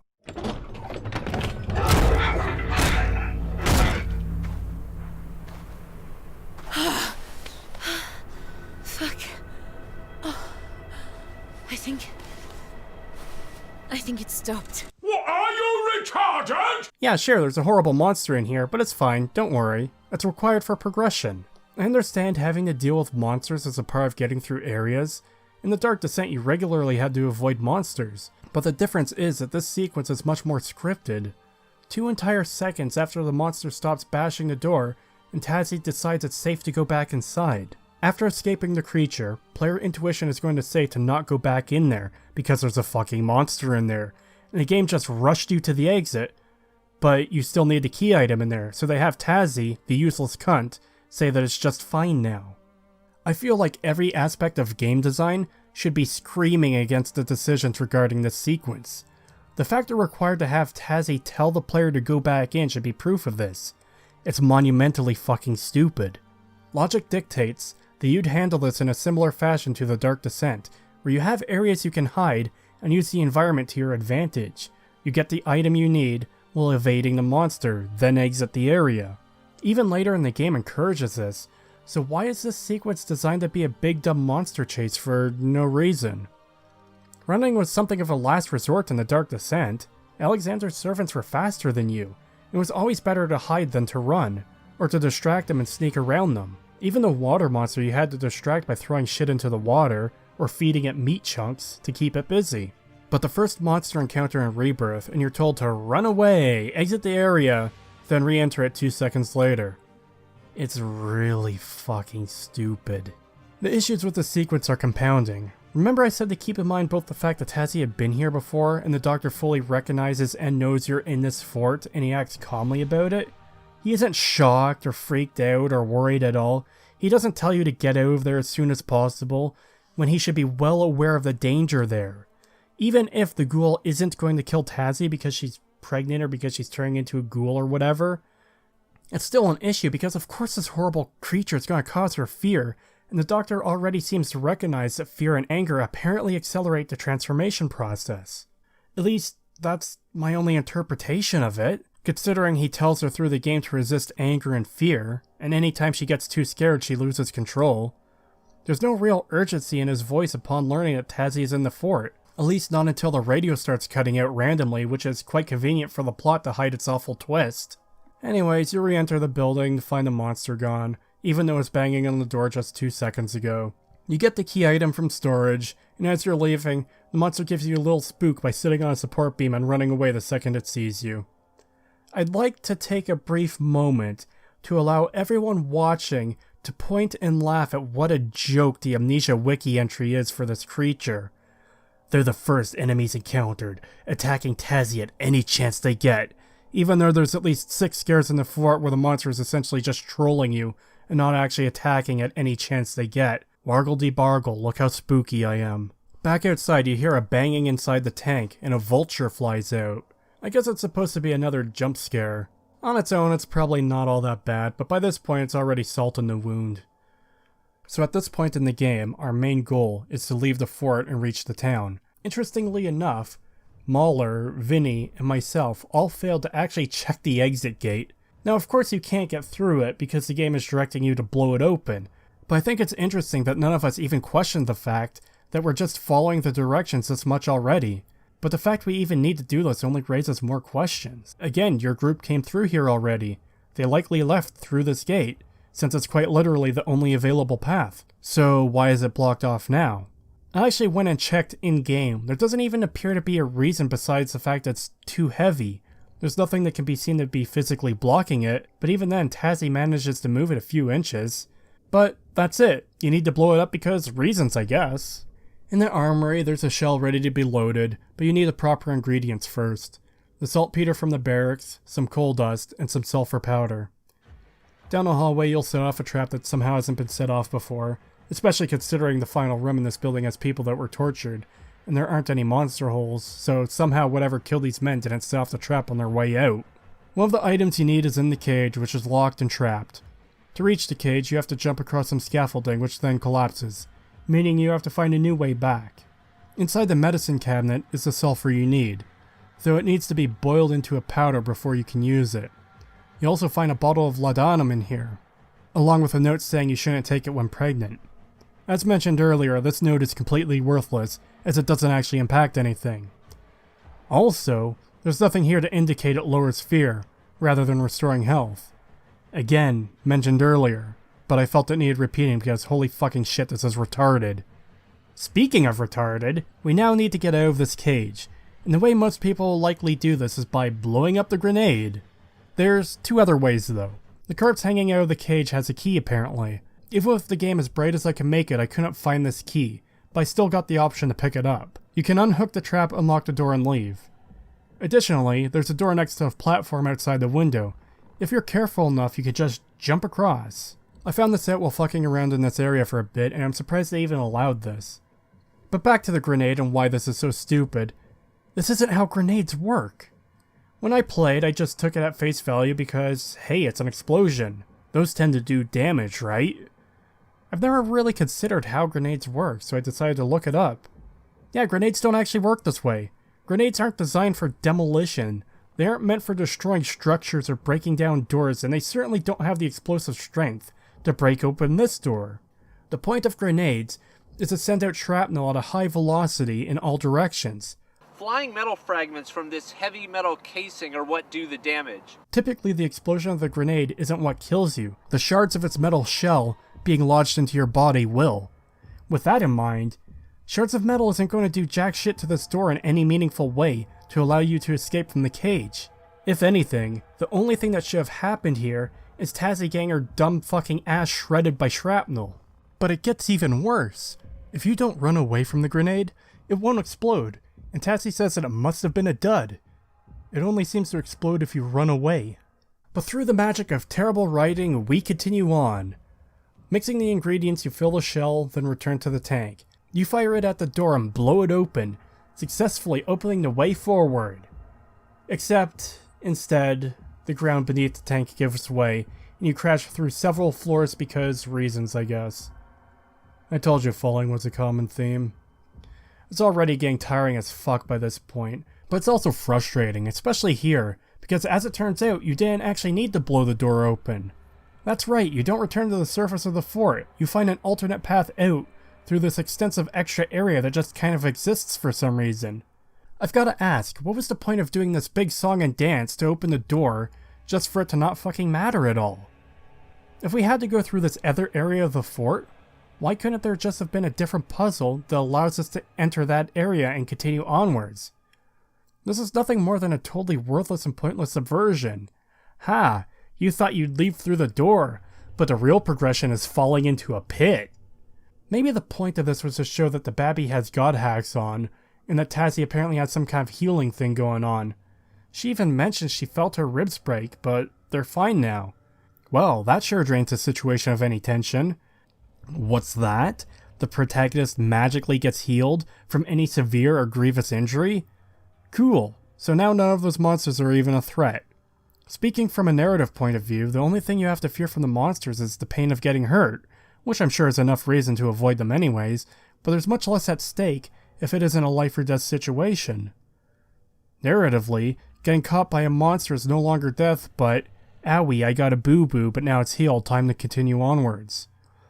It's things like this that almost make it feel like the game is sabotaging itself. Here's this deadly, dire situation, but it's not really that big of a deal. The game forces this baby upon you and expects you to care about it, but undermines that by proving the baby can't be injured. You could jump around and have horrible falls. You could get thrown around by monsters. You could hit her with a bat. Throw her off a cliff. You could roundhouse kick this cunt in the belly. Nothing is going to happen to this kid. Tasi drinks a bottle of Laudanum at the start of the game, then you get a note saying not to, but it's worthless because the Babby is immune to petty mortal concerns such as physical injury and mortality. More than that, though, I think it's just a case of the developers wanting it both ways. They want the character to get injured to show what a dire situation this is, but they don't want the player to actually have to deal with a character that's stuck with these long-term injuries. It's a really dumb magic cure-all. Give the protagonist horrible injuries, then just heal them back to full health in the blink of an eye. Not only has this game eliminated death as a narrative consequence, but it has also eliminated injury. If Tasi only had the ability to morph into any shape she wanted on top of all this, she'd just be a T-1000 Terminator. Now this entire next section I don't have a whole lot to comment on, except for a couple highlights. Early into this next area, the Ghoul shows you its ass. There's an alien memory capsule here for some reason. It's revealed later on that there's a big alien structure underground, but this area is so far removed from that it's a bit strange this capsule would be here. A little bit deeper down you get locked into a room and the Ghoul pops out of its hole. Somehow it doesn't see you and the game prompts you to hide, in which case the Ghoul just walks by and enters another hole. Keep that in mind, I'll be coming back to it shortly. You can also just do what I did and run directly into it instead, in which case it will throw you and climb back into its hidey hole. There's a neat little puzzle where you have to bridge your way across with this big metal thing. You're rested on a platform that extends out, and when you're done crossing it, it falls down for a bit of false danger. Now this kind of thing wasn't something I really picked up on, until Jack and Hollywood superstar Rich Evans did a short video about Uncharted 4 a few years ago, when they pointed it out in their playthrough.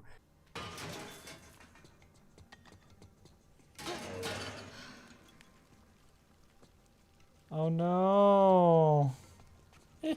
It's that kind of shit that I don't like about the series. How it's, you know, like the fake tension. Gotcha.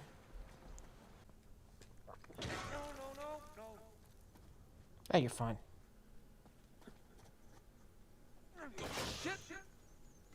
It's something I can't help but notice since then.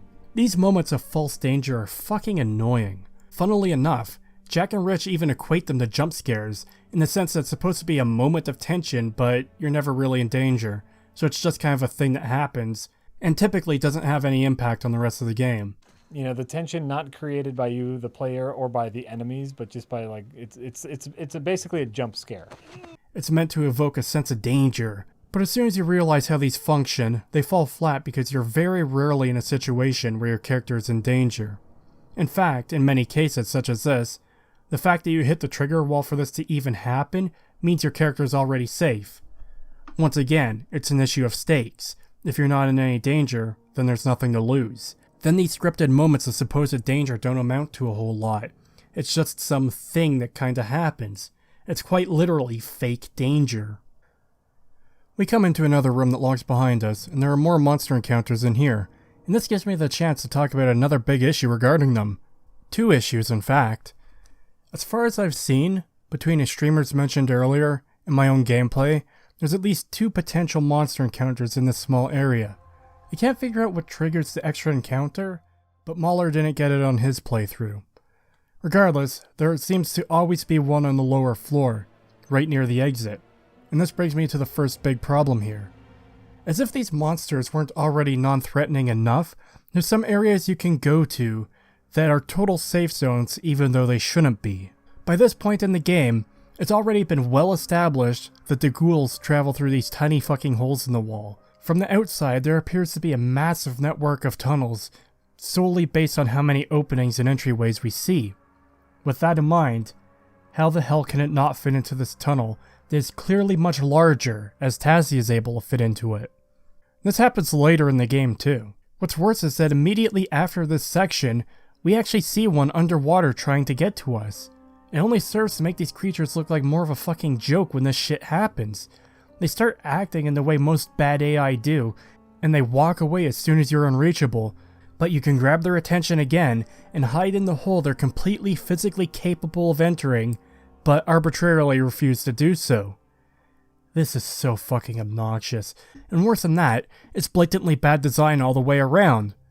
The second issue here is one I missed on my own playthrough, but I noticed it in Vinny's stream in this area, and much later in Mahler's stream, and that's the fact that Tasi straight up fucking says that the monster can smell her.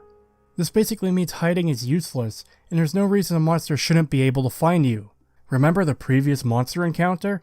He pops out of a wall, you hide, and he walks right on by. If he could smell you, that entire encounter would have gone differently, and there's no goddamn reason he shouldn't have been able to smell you. All living things have a natural scent, at least as far as I know. I'm not a biologist.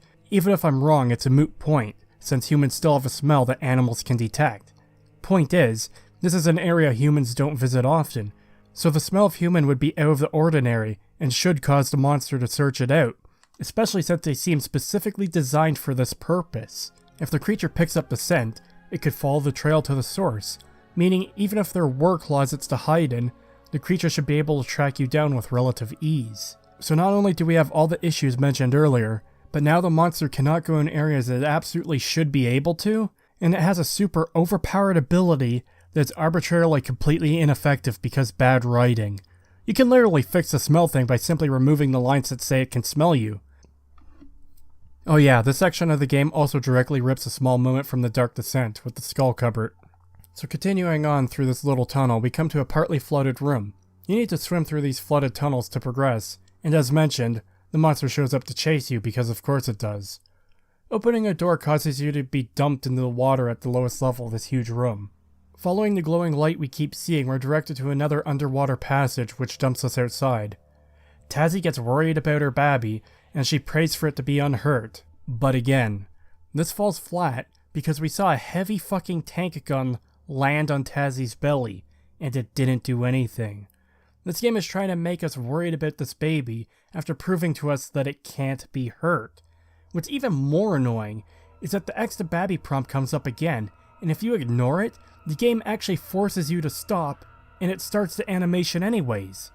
I'm not pressing X here, and you can see the game is stopping me anyways. You have no option to ignore it. This happens several times throughout the game, and it is incredibly annoying each time. This begs the obvious question. Why even bother with the prompt in the first place if the animation plays regardless? Following the water, you reach a small oasis where the group had previously stopped for a drink, refill their water containers, and so forth. We know this because of flashbacks and memories, but it raises a question. How the hell did the group get here before? There's no pathway. I even went back into the game to check. There's a small path to the side, and it's an immediate dead end. I even used the game's debug mode to free cam around, and there's nothing. So I guess they just teleported here because the script said they needed to be here. You get a flashback of Tiana, the alien empress, contacting your group for the first time. She's why you have the Traveler's Locket now, which allows you to open the rifts. She directed the group to a rift in the area, but now it won't open for some reason. I can only assume it leads directly to her palace, because the group did enter her world and talk to her as we learn at the end of the game. But this rift isn't something that's given any more time than this. Continuing on, we got a call from the good doctor again. They lit a bonfire so Tasi knows where to find the town, and it's not too far away. so it should be simple to get there, right? Tasi again explains there's something wrong with her, and the doctor tells her he doesn't know what's wrong with her, but again tells her to avoid fear and anger. So you're more or less out in the open desert now, but you're still locked into a very specific path. Trying to climb out of it results in you falling back down. This is to force you into a plot hallway. This path just kinda randomly has a bunch of shit from the alien world here, and floating rocks, and it's out in the open. How has no one found this before? Don't think about it too much, I guess. You're baited with the smoke from the village ahead, and while walking you suddenly start sinking into the sand. There's nothing you can do to stop this. A portal opens and she gets dumped back into the alien world. So, why did she start sinking into the sand? There's no portal there just a moment ago. And all the rifts and portals we've seen up to this point have been activated by the Traveler's Locket, which Tasi didn't have out or activated. So I guess the script said she needed to go to the alien world, so it just kinda happened, even though it doesn't make any sense. Gotcha. Also, if it wasn't clear enough that the story was already fucked, this is the point where the game starts hemorrhaging issues. This is the point where the game fucking falls off a cliff, which is fitting because, as explained, this is a game about falling. So now you're in what appears to be an alien house. There's so many issues in this area alone. I kinda want to talk about the bigger issues first, but instead I'm just gonna go roughly in order of what I found. First up, matches and cans of oil in the alien world. Yeah, this is fucking stupid. This is an alien world that is quite literally powered by human suffering. Everything appears to be powered by Vitae. Even if it wasn't, this is an extremely highly advanced society from the looks of things. Why the fuck would they have matches and lantern oil lying around? Most people today don't use oil to light their houses, and hardly anyone uses matches anymore in common day-to-day life. This also appears to be a place that humans haven't visited before either, so why are there matches and oil just lying around? Frictional didn't even have the decency to reskin them to be alien matches or alien oil. It's just the same ones you find on Earth. A reskin would only make this a fraction less stupid than it is, but still would have been better than lazily slapping the same human resources in the alien world. Even by creating this world, the developers basically gave themselves a blank check to invent any kind of technology they wanted.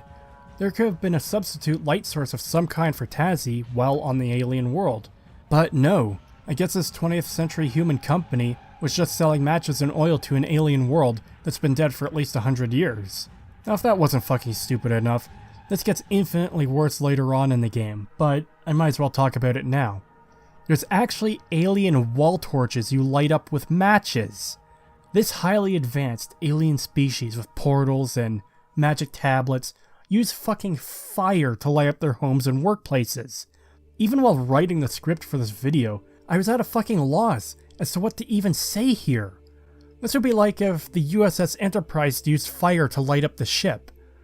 This is so absurdly, monolithically fucking stupid that I can only assume the writing process involved the writers huffing glue, freebasing coke, smearing themselves with shit, and face-rolling the keyboard in the hopes of something coherent coming out, which they clearly fucking failed at.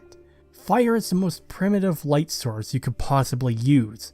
Most people today, in the modern world, don't even use candles anymore, and if they do, it's purely a luxury thing because they look neat or in case of emergency if power goes out.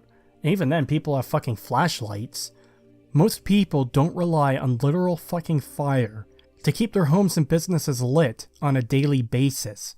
If you're trying to show me an advanced alien world, and you show they use fucking wall torches, you're not telling me that they're different from us on a fundamental level, you're telling me the writers don't know what the fuck they're doing. What's worse is that we're actually shown proper light sources, meaning these dumb wall torches are just a really dumb contradiction. For the record, there's also candles and oil lanterns in this world too, because fuck it, I guess. Next up are these alien tablets. Yep, you're still getting lore notes in the alien world, even though there's no possible way Tasi should be able to read this alien language from this dead alien race, but whatever. For some reason, the alien language just conveniently translates so Tasi can read it, but why? There's orange tablets that don't get translated, and the blue ones just do for some reason. But of all the languages it could possibly translate to, why the hell would it translate to any human languages? This isn't revealed yet at this point in the story, but this alien world uses humans as batteries to power their society. Vitae to them is the equivalent of electricity to us, so clearly they don't see humans as equal or anything of the sort. In fact, we see humans being treated as little more than animals in this world, so it's doubtful they'd ever have humans out and about to read these tablets. It's just some weird plot convenience so Tasi can read a language that would otherwise be impossible. What's worse, though, is that these tablets seem to be the equivalent of writing notes on paper. These aren't computer logs, they're not tablet computers like we have, they're just a block of stone with glowing text floating above them, and they've got stacks of these all around the place. I get the desire to make new technology for the aliens, so they're different, and because paper is primitive, but this just makes these aliens look dumb. Why waste all that space to write a paragraph or two on huge stone tablets? Could you imagine what The Stand by Stephen King would look like if it was put onto these tablets? Anyways, through these tablets we learn the alien empress has AIDS or something, and she needs a constant source of Vitae in order to keep her alive. It's basically explained that she's deteriorating, and the Vitae can restore her body, but it'll just start decaying again, so one dose isn't enough to keep her alive. Next on the list is power. How would you transfer energy in an alien world? Well, I mean, there doesn't seem to be anything particularly wrong with wires. They work fine, right? Well, what about a wireless energy transfer system? You don't have to worry about a falling tree taking out the power lines. I suppose that would be cool. I can accept such a thing existing. Except they implement it in the dumbest fucking way possible. There's only like 2 or 3 puzzles like this in the game, but they're fucking retarded. I'm not even being hyperbolic. This is worse than pants on head retarded. So in order to transfer power from a source to an input, you need to bridge the gap with these little pylon things. Frictional clearly cared more about making a dumb little puzzle here than actually considering how their world would work and function. I just said that by creating an alien world, that they would basically have a blank check to create any technology they wanted, but the obvious exception would be really poorly designed or arbitrarily inconvenient technology. You could shove any number of fantastical fictional pieces of technology in front of me, and I can accept them as existing in the universe they're portrayed in, because it's reasonable that such things exist in those worlds. I don't need hyperdrive in Star Wars to be explained in detail to accept that it exists. You can come up with laser weapons, portals, just about anything provided it makes sense or can reasonably exist in the worlds we see them in. These pylons are fucking stupid, because they would be a massive inconvenience to anyone trying to do shit in their daily life, not to mention their tripping hazards. Like, let's say you've got some work to do in your office. Well, now you need to chain these pylons through the hallway to open the door, and you better hope to God no one takes your power pylon away while you're inside, because now you're fucked. You've got no way out. Want to do something in this auditorium with a bunch of people? Yep, gotta chain several pylons along the ground, in the middle of walkways to make sure it's powered. Imagine having to carry a fucking traffic cone everywhere you go, because it powers whatever it is you need to do. Yeah, better hope no one's life support systems are kept on by these pylons. If you trip over one and break your neck, you're likely to knock it out of range, so power is no longer being transferred, and grandma is gonna flatline. It's so utterly stupid I still can't believe they actually did this. I understand wanting to make alien worlds feel unique and, well, alien, but if you're at the point of inventing incredibly stupid and inconvenient technology, maybe it's time to take a break and go back to the drawing board. There's absolutely no good reason they couldn't have designed these puzzles differently to not be fucking stupid. The tank thing earlier was just dumb from a design point of view, but now you're actively damaging the world and lore. You've pushed the suspension of disbelief too far and now it is broken. You want me to believe this is an incredibly advanced and intelligent alien species. They've perfected Vitae extraction, they've mastered the orb, and as we'll learn shortly, they have the power to travel to other worlds, including our own. They've experimented and learned to weaponize the fucking shadow. But at the same time, they've got oil matches. They use wall torches as a common light source, and have this insanely stupid method of energy transference to power doors and other equipment. But they only use this method when it's convenient for a puzzle in a video game. The rest of the time you need Vitae batteries because reasons. Following that is the portal lab, but we can't do this puzzle until we find a couple replacement batteries for it. Luckily for us, there just so happens to be the exact amount we need that is accessible to us. One is just kind of sitting there, the other is powering a life support system for the first non-hostile living creature we see, this alien dude. That's it. Those are your options here. You can't communicate with him. You can't find a way to save him. Your only option is to murder him. There's nothing in this area that will allow you to charge the batteries. There's no others to be found in hidden areas or anything of the sort. What really made me stop and try to find an alternate solution was the fact that once you take his battery out, you can put it back in before he dies. So it makes it seem as though there could be another way to do this, but no, you're fucked out of luck. You have to murder this alien if you want to progress. It's not even presented as a big moral choice or something super impactful, it's just kind of there for some reason. If you stay by the alien as it dies, Tasi's reaction is to say, fuck, sadly, because she knows she just murdered someone in cold blood, but that's the extent of it. Nothing deep or nothing to see here, move along. This is especially jarring considering how large of a role this guy plays in the lore. Opposite of where the alien you just murdered is, you cold-hearted bastard, is a section of the lab where the fleshy substance of the shadow we saw in the Dark Descent has been experimented on. It seems a bit strange to me that you have this cosmic force and I guess they can just harvest flesh samples from it and weaponize it. Through the memory canisters here, we learn what happened. The alien you just murdered, you sick fuck, was named Kita. He was attempting to use the shadow to kill Tihana, the alien empress, because in his own words, it takes an ocean of Vitae to keep her alive, and he mentions the screaming factories, clearly linking the fact that people suffering is what's keeping her alive. In the Dark Descent, it's implied briefly that there may be an alternative to Vitae through chemistry. Though Alexander's experiment ultimately failed, the fact he even tried implies there might be alternate ways to acquire the Vitae.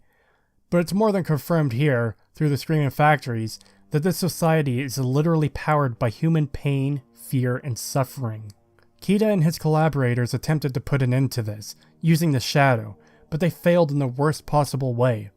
The result of what they did basically killed their entire species and world, warped many of their people into the wraiths, failed to destroy the screaming factories, and failed to kill Tihana. Kita himself was trying to find a way to end the suffering, and he required a small amount of Vitae to stay alive now, which is essentially the scene we walked in on. Now that we have the 2 batteries we need, one of which required you to murder a good alien man in cold blood, you degenerate fucking sack of shit, we could do the puzzle upstairs. In a room to the side you'll find an orb, just lying there on the desk. This mythical, powerful relic from the first game. Touching this thing caused Daniel to be branded by the shadow. It killed people he came into contact with. It hunted him. But nah, it's fine I guess. Now if we were lucky, Kita would have sprung back to life, taken the orb from Tasi and used it to cave her skull in, but unfortunately the shitty game is far from over. So remember those shitty picture matching puzzles from Skyrim that existed in every Nordic tomb? Yeah, we're basically doing that here. This highly advanced alien portal technology that is powered by the fucking orb is a dumb picture matching game. There's no straightforward entering of coordinates, or linking 2 portals together, or anything of the sort. You literally just have to match the symbols on the pillars to the ones on the wall in the next room. Is this fucking thing a kid's toy? The reason I compared it to Skyrim's shitty picture matching puzzle is because I cannot disassociate these puzzles from literal children's toys. Because that's basically how they function. So they have a bunch of these symbols in a grid, and you have to match the correct 3 in order.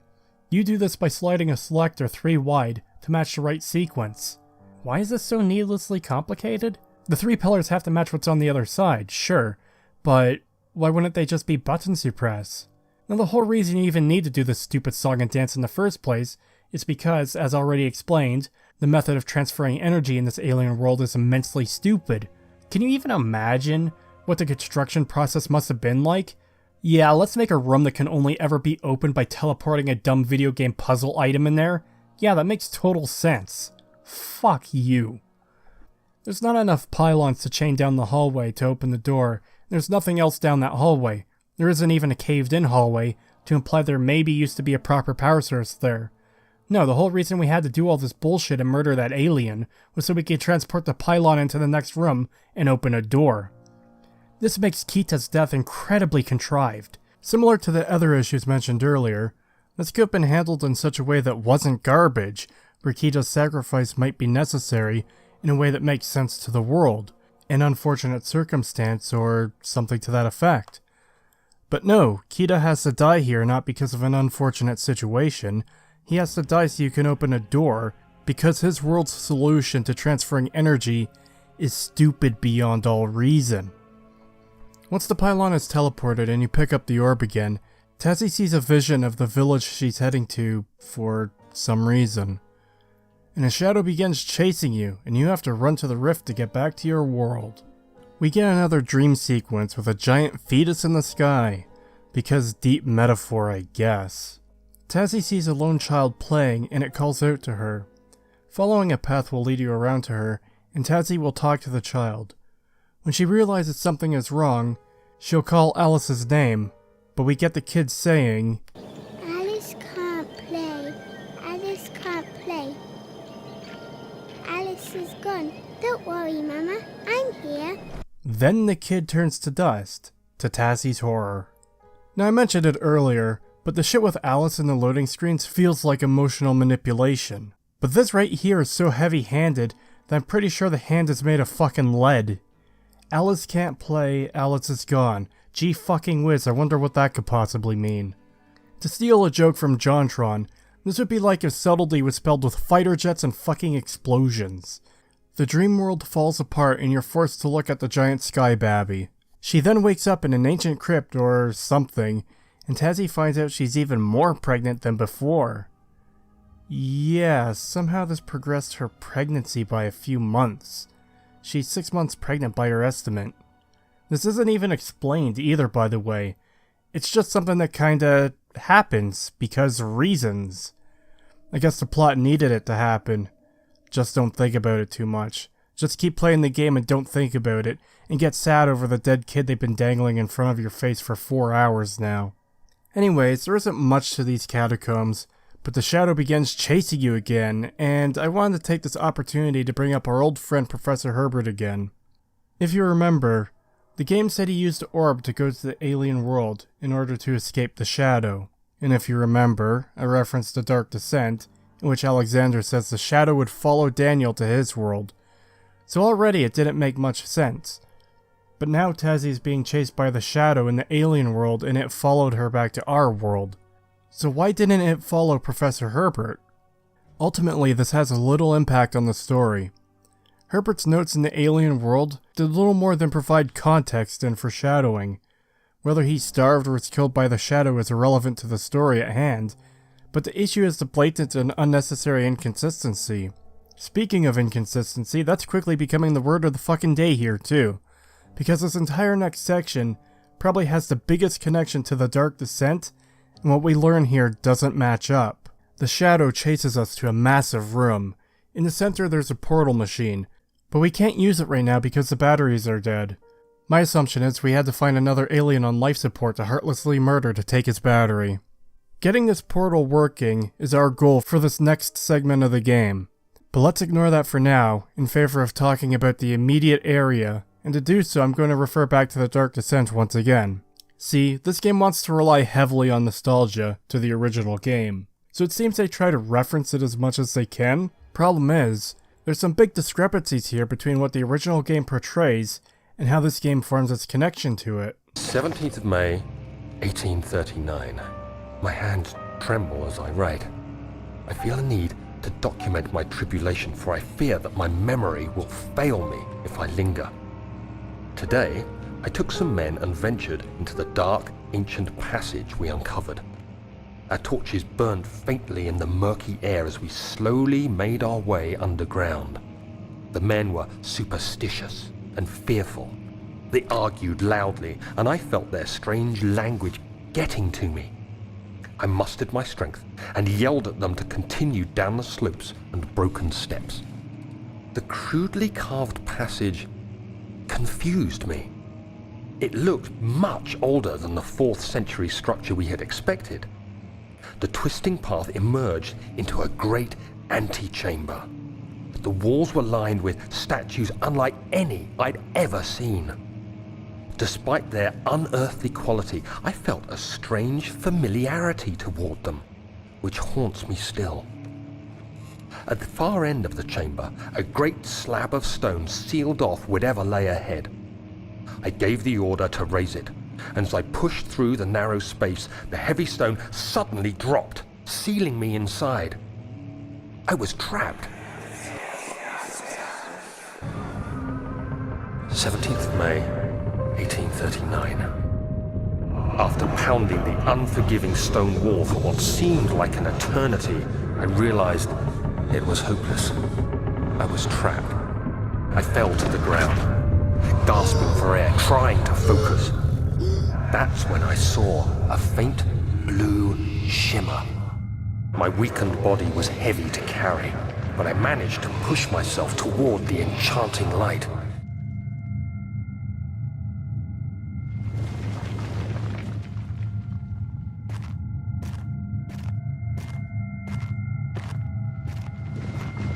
It was waiting for me. Enclosed in dark nothingness, I felt myself drawn to the mystic light. I reached out, closing it in my hands. The faint glow escaped my fingers and began to spark brightly and spirit me away, unlocking alien memories of spiraling towers, endless deserts, and impossible geometry.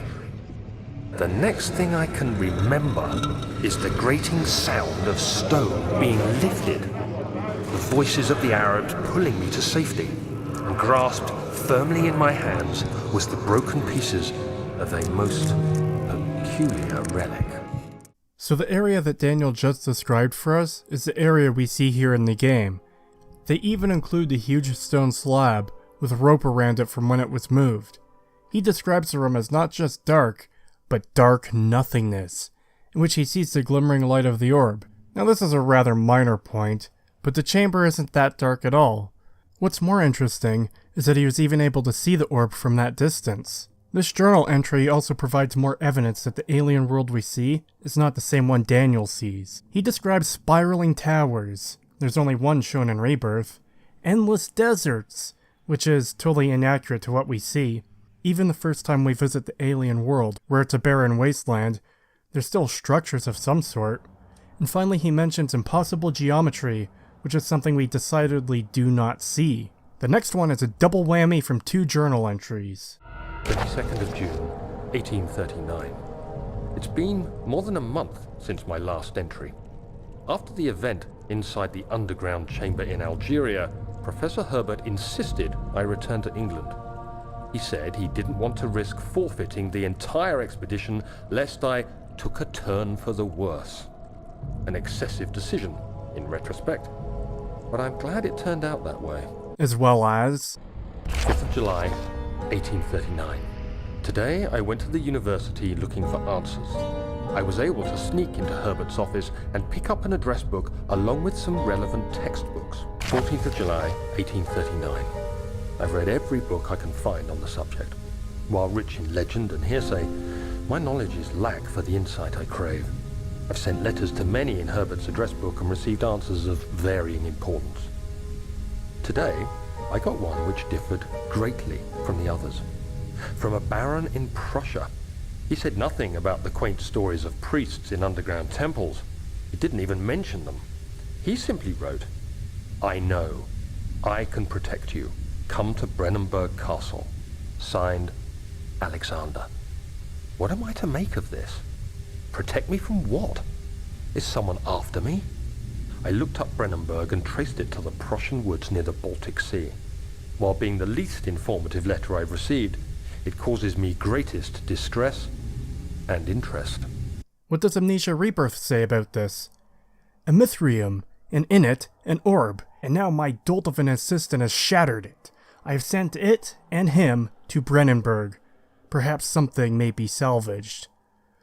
Oh! So it's a direct fucking contradiction from what was said in the original game. In A Dark Descent, Herbert sent Daniel to England, not because there was anything special there, but because it's his home. He literally fucking sent him home. Daniel found Alexander on his own, using Herbert's address book, but Rebirth completely tramples all over that by saying that Herbert specifically sent Daniel to Brennenburg. Why change such a detail that's irrelevant to the story at hand? Did they not check what was in the original? Did they not remember? Or did they want to mention Brennenburg because member berries? 2nd of July, 1839. I received a letter today from the Algerian governor's office disclosing the fate of Herbert's expedition. About a week after my departure, Abdullah, one of the men traveling with us, returned from the desert. He was badly injured, as if maimed by a lion. The man rambled deliriously about the expedition being attacked by something horrible. The French quickly dispatched a search party to look for the expedition. After searching for days, they found the camp abandoned without any trace of Herbert or his men. Tomorrow, I'll retrieve the things they recovered from Herbert's tent at the customs house. I don't know what to make of it, but I'm worried for him. So they found the camp that's underground in this chamber. They gathered up Herbert's things, except all the shit they left behind for some reason, and they didn't look any further when there's a fucking massive alien portal in the next room over? This is the single greatest discovery in human history.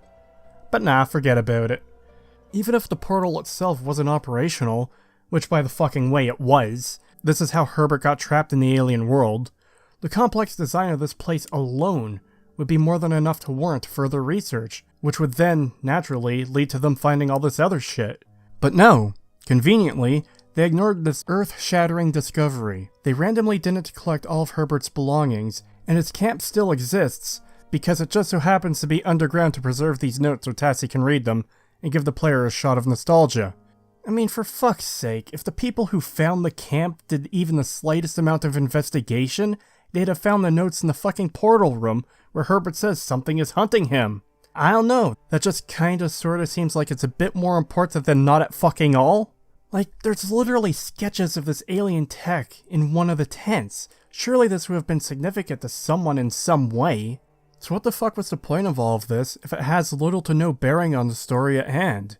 Why go back and rewrite the previous game for no good reason? What do these changes facilitate? Oh yeah, that's right, nothing. Which is why I'm calling it nostalgia bait. I can't think of a reason they'd go over their way to bring all this shit up, besides to connect it to the original game, which is something they didn't need to do. Hell, this could have been its own unique standalone horror game, based around a character with amnesia that has absolutely zero connection to the original game. But when a shitty game reminds me that a better game exists for no reason, it doesn't fucking make me like this one more, especially when it's trampling all over that original game. It only makes me want to play that other game instead. Anyways, back to this portal machine. For some reason, it quite conveniently has an image displayed of the village we must reach. Amazing that it just so happens to be showing us the exact place we want to go, and not some horrible alien wasteland or a literal war zone or something. We have two major tasks for us to do in this area. One is to get a Vitae battery to power the portal, and the other is to solve a puzzle so the portal can work. You have to do the puzzle first, so let's just get it out of the way. It's similar to the one from earlier, where you killed that innocent alien, except this one is even more stupid. The pillars have to be aligned, so the lines on them and the wall behind them match. And you have to use a selector to get the matching symbols on the console this time, but the entire grid spins to make it harder. No, seriously, what the fuck is this shit? Why the fuck does it spin? If these were buttons, you wouldn't need all this dumb bullshit. Why do the pillars need to align with the markings on the wall behind them? How the fuck does that make them function? Surely if you have this grand portal room, there would be numerous configurations you would want to transport you to many places, so you'd think it would be designed in such a way that each possible combination of the symbols on these pillars would function, right? At least, I'm assuming that's what this is, setting a destination for the portal. What else could it possibly be? But even then, that doesn't make sense because it already appears like a destination is already set. There's an obscured path off to the side with some additional bullshit. Just some lore and a literal character card for someone we're about to meet. Yeah, I haven't mentioned that yet. Each character that's part of your expedition has their own information card. I didn't really pay attention to the others because I didn't give a shit, but this one in particular just so happens to be in the general area where you encounter this character. We get a memory canister telling us that Tihana's birth caused her mother's death, and there's this random static of all fucking things that interrupts part of the story. Is this even necessary? Like, what does cutting out segments of this add to the story? What big reveal does it hide? As far as I can tell, none.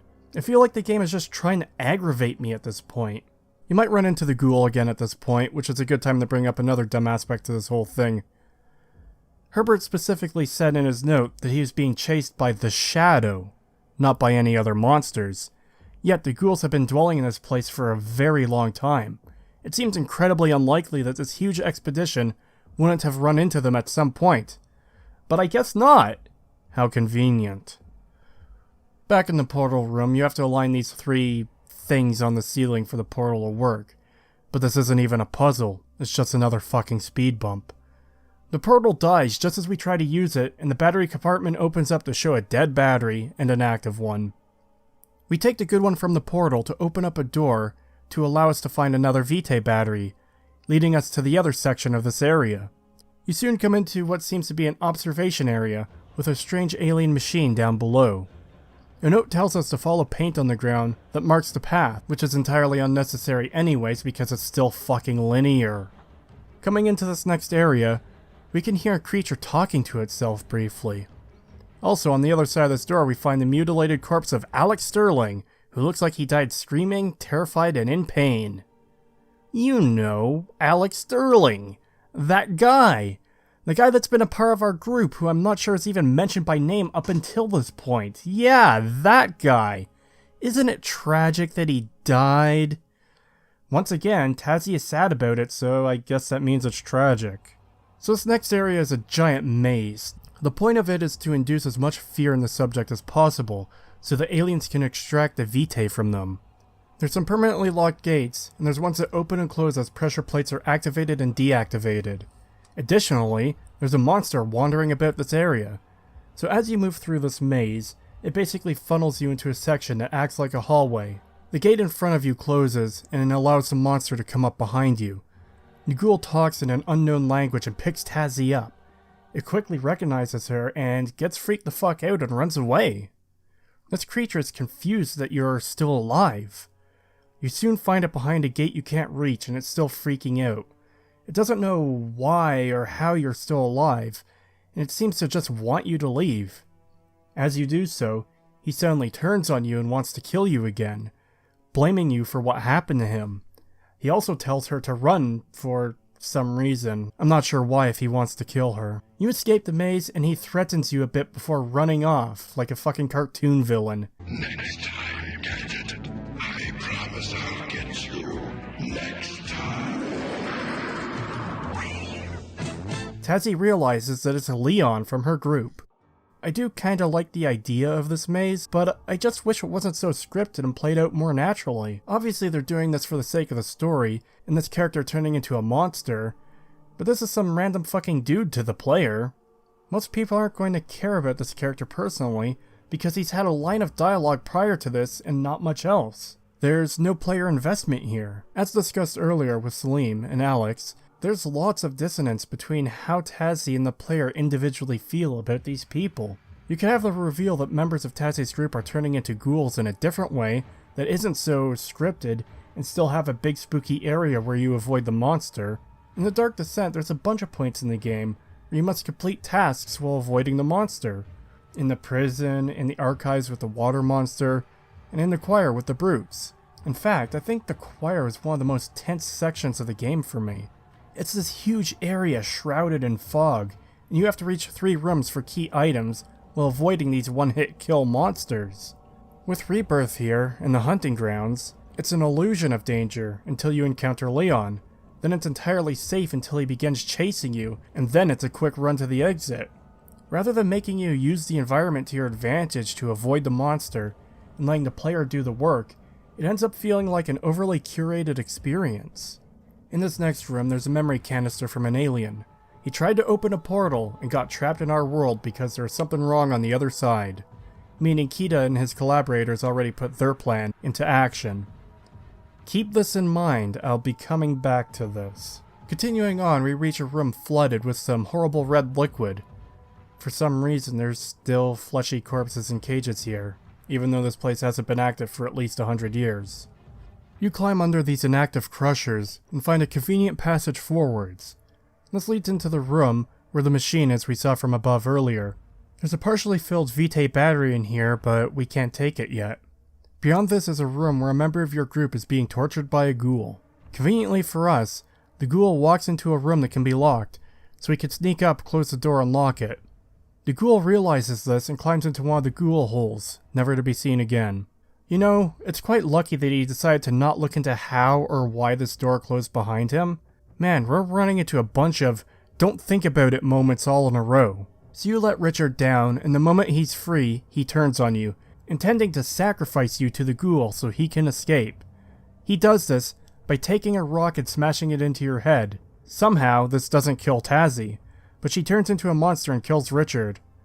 Oh no, this character we've grown so attached to. Tasi comes to her senses in time to see this machine seemingly drawing her in. She then wakes up and says she feels empty. Upon seeing Richard's body, Tasi says she couldn't control herself. The Vitae battery is full now, and when Tasi takes it, she says it's full of Richard's life now.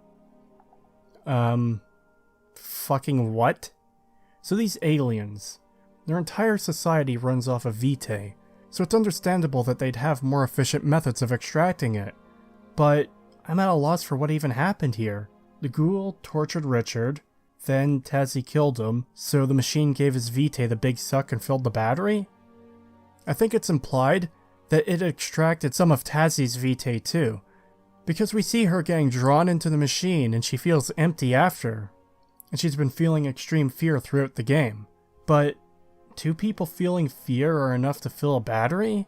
But why did it only activate now when Richard died? It's another thing to keep in mind for a little bit later. This whole Vitae thing is going to fucking implode in a bit. Back in the happy fun time room, the machinery turns on.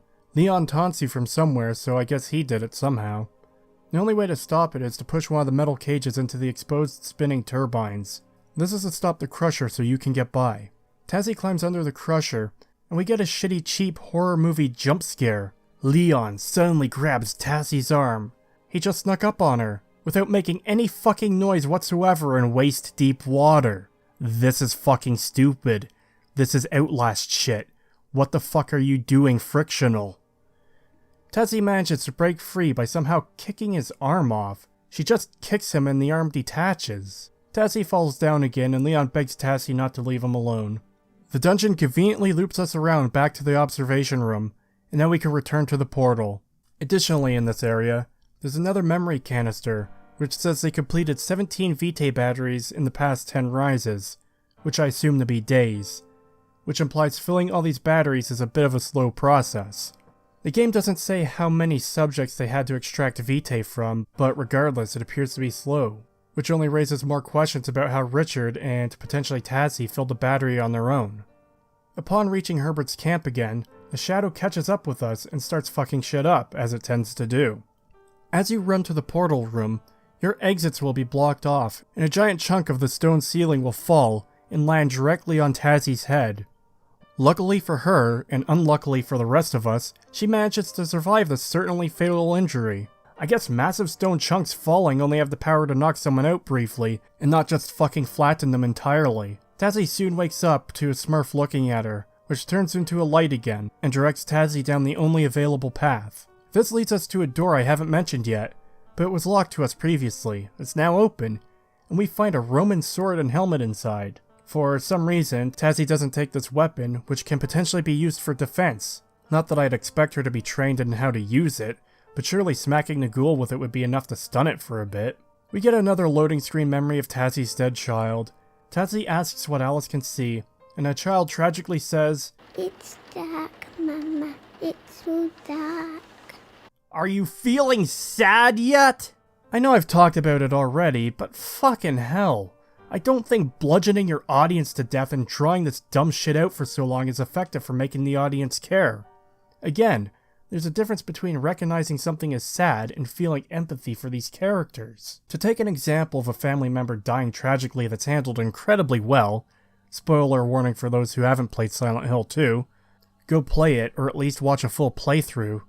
Silent Hill starts off with James reaching Silent Hill.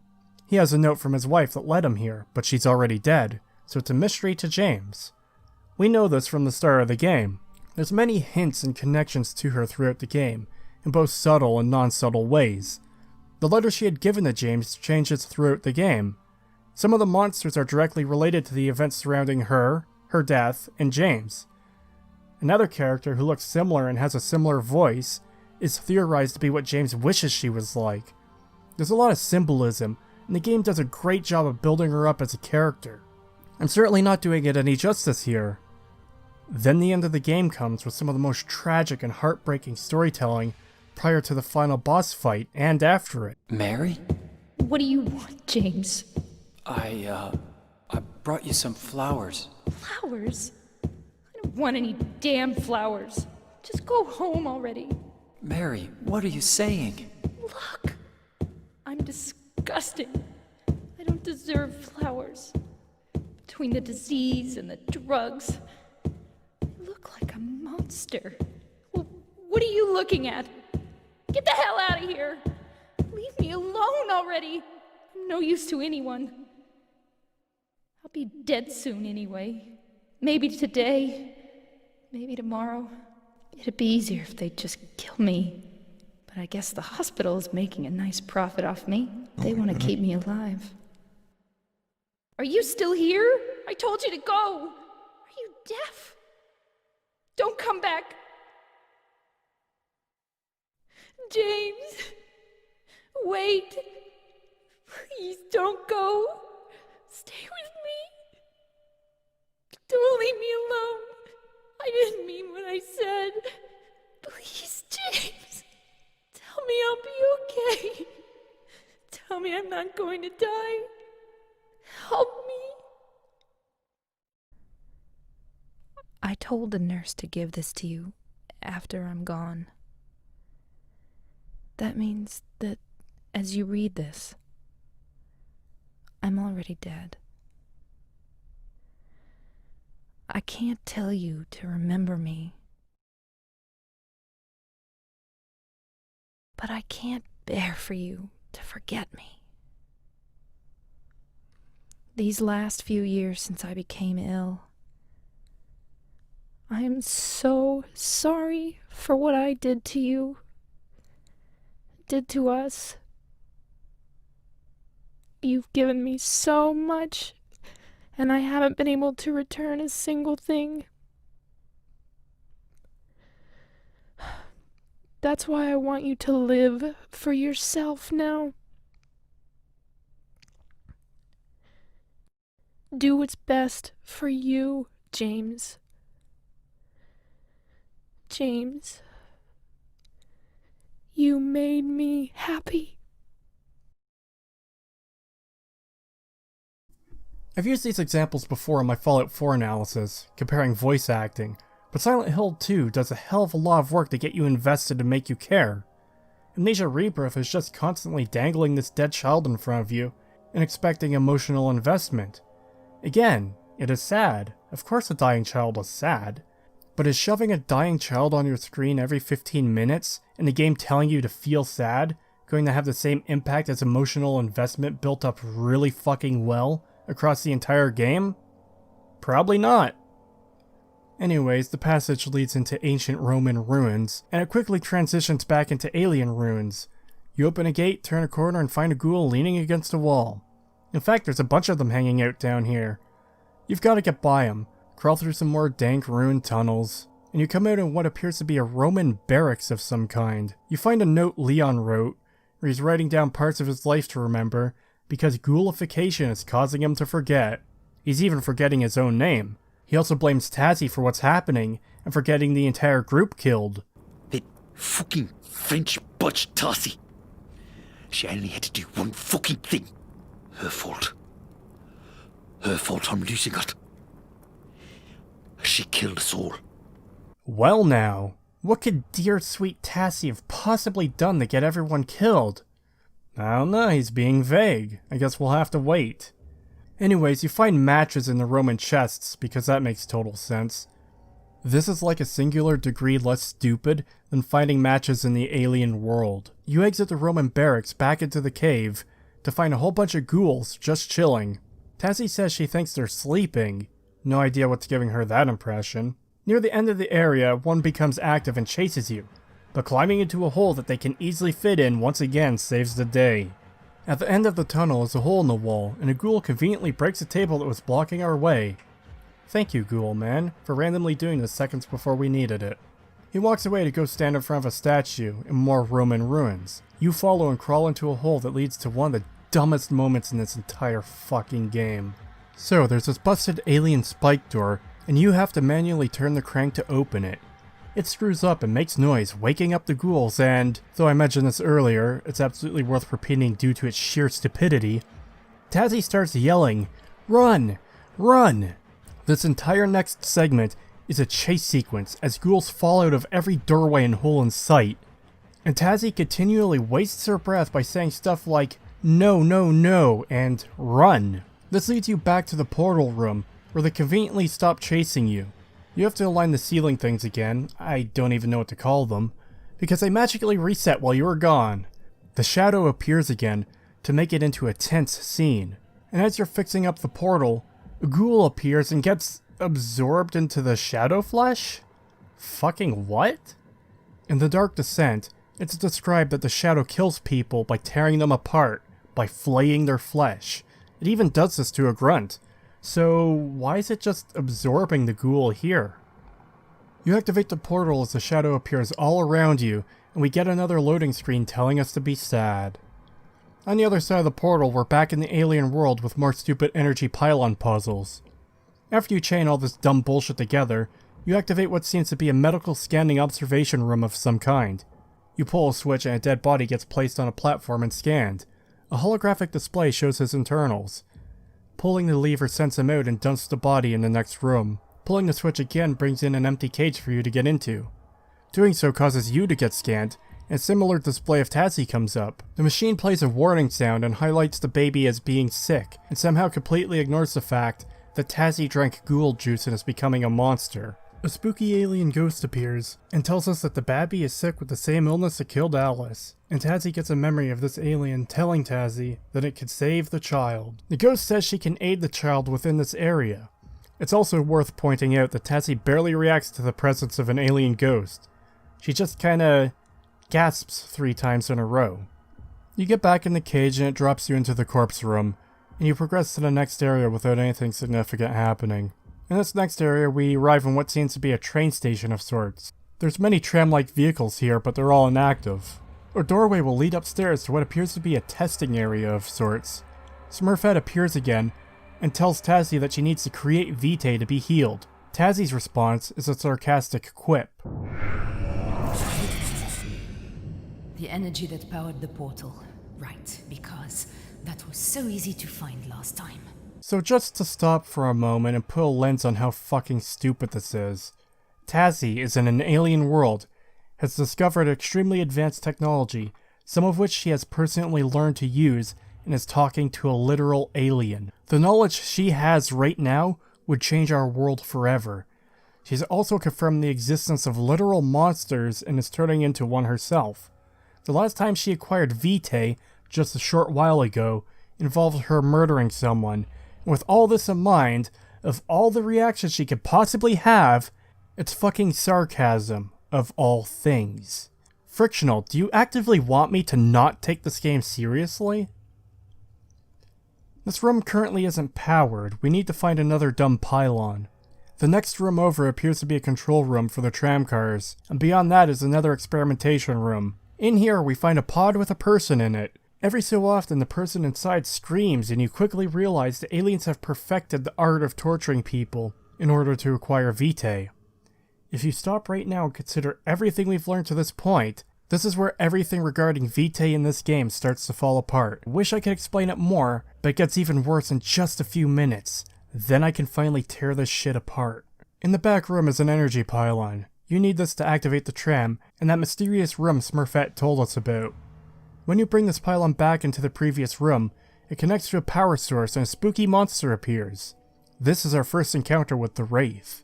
This ended up being a rather confusing encounter as well. Because there was a power connector in here, I assumed I still had to do something in here, but the Wraith was hard to evade. Not even because it's particularly well designed, but because it appears to be so sensitive to noise, if you get caught in its glowing light, it basically starts attacking from any range. I tried throwing objects around, but they only proved to be an extremely temporary and unreliable strategy. I ended up getting caught by the Wraith a few times, and then it despawned. I still didn't know what I had to do in this room, but that appears to be it. I'm guessing the Pylon somehow activated this Wraith and brought it here, but it's unclear how or why. The Wraiths are apparently the twisted remains of what used to be the alien species. When the Great Gate was destroyed with the Shadow, something caused them to mutate into these things, and it's really unclear what they even do. To bring this back to the Dark Descent yet again, the Grunts and Brutes were Alexander's servants. They had a narrative purpose for existing beyond simply being enemies for the player to deal with. Similarly, the water monster doesn't just exist for no reason. Alexander specifically acquired them for the sake of a rare substance that otherwise doesn't exist. And finally, the fleshy material that keeps appearing is a manifestation of the Shadow, the guardian of the orb. It's all clearly explained. In Rebirth, the Ghouls are known as harvesters to the aliens, and I don't know. I guess they kidnap humans for the aliens so they can harvest Vitae. And the Wraiths just kinda seem to exist because they needed another enemy type. Even the wiki doesn't seem to know what the fuck they are. It explains that the world's alchemists and magicians had small orbs, and the Shadow corrupted them when the Great Gate collapsed. This seems to be their light source we see in-game. Even the wiki says they apparently have no other goal than apprehending non-Wraith and non-Harvester. But why? What is their purpose? What do they do? I can accept that the orb twisted them into these monstrosities, but they don't seem to have any specific purpose. They don't serve the Shadow or the orb. They're certainly not taking care of their own world anymore. They don't seem like intelligent individuals, but none of that explains how the Pylon summoned one here. Back in the control room, we activate the tram and can leave now. We can also now power the first room, which turns out to be a torture chamber. Now I can finally talk how stupid the Vitae is handled in this game. So starting off, this torture chamber has living people in it, even though the alien world has been dead for at least a century. So right out of the gate, that's fucking stupid. As we've seen previously, as in a few fucking minutes ago, and as we'll see shortly, there's plenty of dead humans here. With the destruction of the alien society, the human prisoners were trapped and doomed to die. So how the fuck are these guys alive? This guy in the cage is dead because of course he is, but this guy in the cage is alive because if he wasn't, Tasi couldn't get his Vitae for this dumb puzzle. There appears to be about 3 of them in there. Furthermore, how the fuck are the pod people still alive? The tablets speak of screaming factories, one of which we'll get to see in the next segment of the game. It's just rows upon rows of infinite torture pods, and it's to be assumed that there's many of these still active in order to keep Smurfette alive. But again, it's been at least a century. Did the aliens also give these people fucking immortality so they could be used as batteries forever? Are the harvesters still somehow bringing people here, even though literally everything else in this world is in ruins? I don't know, and as far as I could tell, it's not explained. I've looked for answers and haven't found them.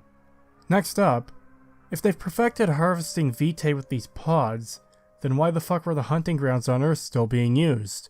That memory capsule said an alien tried getting back to his world, but couldn't, because the portal wasn't working. It's implied that this was because the Great Gate was destroyed by Kita and his collaborators. There's notes about them tweaking the system in the hunting grounds to make it more efficient. But again, they've already perfected harvesting Vitae, so why continue to use a system that seems so archaic and inefficient? Which also brings me back around to this torture room. This seems basic even compared to the hunting grounds. Why is this still stocked up and presumably in use before the destruction? They had built numerous screaming factories by this point and had kidnapped enough humans to fuel them, which isn't likely to be a fast process. There's even a tablet where the aliens are trying to do damage control on the optics in their own society of fueling everything based on Vitae and therefore the suffering of countless thousands of people. This whole thing just seems like it wasn't thought out very well. You also have to wonder how the society even got to the point of powering everything except fucking wall torches with Vitae. If it's enough of an issue to the common folk of this world that the people running these experiments and systems had to literally do PR so it doesn't look so bad, then how was it even accepted in the first place?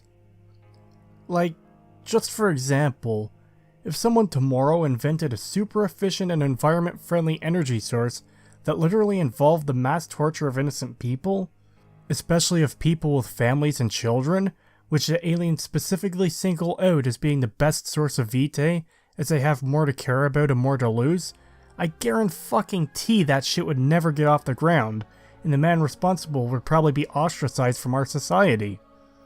It's horrifically monstrous, so it seems incredibly weird that the aliens would take issue with it only after numerous scream factories were already set up. It's like they were fine with torturing a few hundred people for Vitae power, but thousands?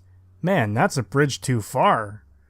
Honestly, it would make more sense if the aliens just didn't give a fuck and viewed humans as little more than dumb animals they could exploit for their own gain, which largely seems to be the case already, with the exception of this note. And I realize I'm diving deep here into what's essentially a single line of text, but that single line has so many implications upon the world that it's necessary to look at the impact it has. We don't get a lot of information about how this world functioned before its destruction. In cases like this, a single line of information or context could radically alter our perception of what this world once was. And if what little information we have appears to not make a whole lot of sense without further context that does not exist, it results in coming to conclusions like this. And based on everything else I've seen in the game so far, I'm only left to conclude that this is just as nonsensical as everything else. I can't find any information as to why these extra two systems are still in use when they've perfected Vitae extraction, so why should I assume without evidence that there's any logical reason for it besides the fact that developers had some neat ideas and set pieces they wanted to do, and rather than thinking them out and making them work, they just kinda shoved that square peg into a round hole anyways, and now we've got this mess. One of the notes in the hunting grounds section says they filled 17 Vitae batteries in what I assume to be 10 days, but with the output of these factories, surely they can do far more. It's literally described as an ocean of Vitae to keep Smurfette alive. And I know I'm repeating myself here, but their entire society seems to be fueled by Vitae. What fucking difference is 17 batteries in more than a week going to do? That's about 620 batteries in about a year. Anyways, back to Tasi committing a fucking war crime, there are 3 different tortures you can do to this guy. You can burn him, you could stab him, or you can give him a shower?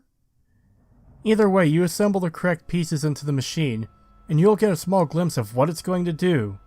But a door shuts and you can't see it. Looking at the diagrams prior to this causes Tasi to come to the horrible realization that these are torture devices, as if it wasn't fucking obvious already. And she just immediately accepts that this is something she has to do to save the Babby. This is how they got Vitae. These machines, they inflict pain, and Vitae comes out. Oh, little one. That's what I'll have to do if I want to make you better. Torturing this one guy is also apparently enough to extract a fuckload of Vitae. I'm obviously not expecting exact measurements, but there seems to be some inconsistency as to how much Vitae can be extracted. Smurfette shows up again and tells Tasi the Vitae will help, and Tasi says she's come this far, she might as well do it. You know, if you're a normal person and not a fucking psycho, then what Tasi just did is the kind of thing you'd have to live with for the rest of your life. You tortured an innocent man, regardless of whether it was to save your baby or not. This is something you cannot take back. You can't undo this. You've caused a great deal of undue harm to someone who didn't deserve it. The fact that Tasi shrugs this off as though it's an in for a penny, in for a pound type deal, and the whole process doesn't seem to impact her that much, speaks to how much of a monster she is. Never mind Tihana giving her ghoul juice, and Tasi fully turning in 2 of the endings, Tasi is already a horrible monster.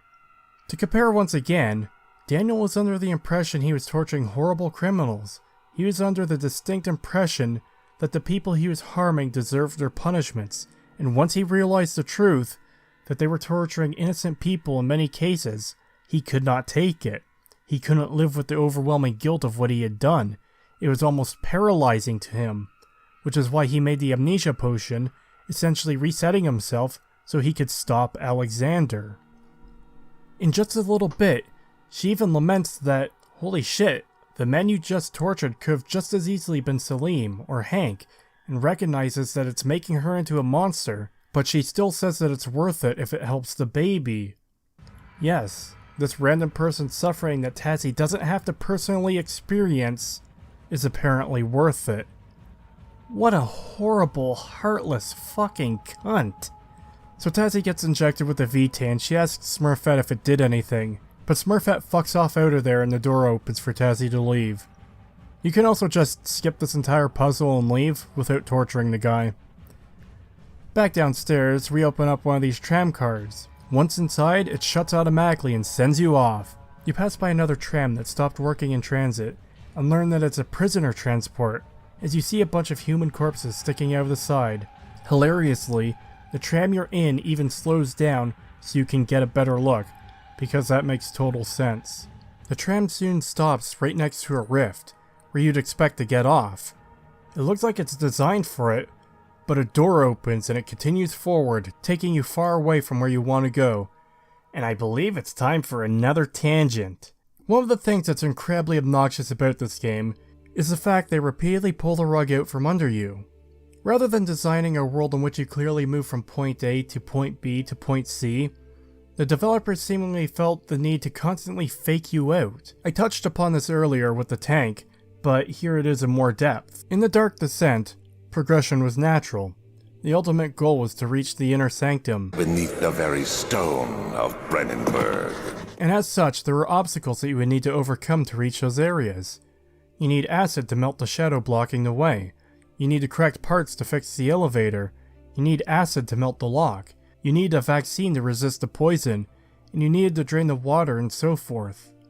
Point A leads to point B, which leads to point C. In Rebirth, you eventually get the main goal of reaching the town. However, it becomes a series of events that feel like the game is being unnecessarily extended, rather than progressing naturally. You blow the fort's door open, only to fall in a pit. Now, rather than progressing as intended, you have this entire extra area to get through. You're on a straight shot through the desert, but oh no, you fell in a random sand pit and got transported to an alien world. Now you have to deal with this. You're on your way back to the portal room, but oh no, the shadow has caused your path to be blocked. Now you have to go through the ghoul caves. The portal is set to transport you directly to the village, but oops, you're back in alien land. The tram is about to drop you off at the rift, but oh wait, it's continuing on. I'm fucking exasperated about this shit by just describing it. It's so frustrating and annoying. It really makes these segments feel as though they're tacked on to extend the game, even if that isn't actually the case. I just don't understand why these regular fake-outs needed to be designed this way. If you want the player to go through the cistern in the fort, why not have it so the gate is busted, and the only path out is by going down through the cistern? If you want the player going back to the alien world, why not design it so it's the only path, rather than it just kinda happening for no good reason? If you want the player back in the alien world again, why make it so the portal changes by pure happenstance when you could have easily made it the only option? Why have the tram car fake you out by stopping right next to the rift, then continuing past it, when you could have designed it so the only path to the rift was through the Scream Factory? This would make it feel less like the game is being extended for no good reason, and more like you're dealing with obstacles in between you and your objective. With the tram car, it feels like the game is literally trolling you at that point. It stops right beside the rift, goes, lol no, and drops you off elsewhere. I obviously can't speak for anyone else on this, but this doesn't make me engaged. It makes me fucking annoyed. Oh yeah, Tasi also screams at the inanimate object to take her back as though it's going to listen. The tram takes you into the Scream Factory, as mentioned earlier, and there's a couple of wraiths just chilling in this area. Conveniently, the tram is designed with walls that allow you to hide from their light. The tram opens up and drops you down, and you lose your lantern in a fashion that closely mirrors losing the camera in Outlast. The difference being the lantern is actually broken here. No more lantern for the rest of the game. This entire next segment is just avoiding the rays. There's not a whole lot to say about it besides the fact these enemies are fucking annoying. A couple floors below that, you'll find the corpse of an alien in a memory canister.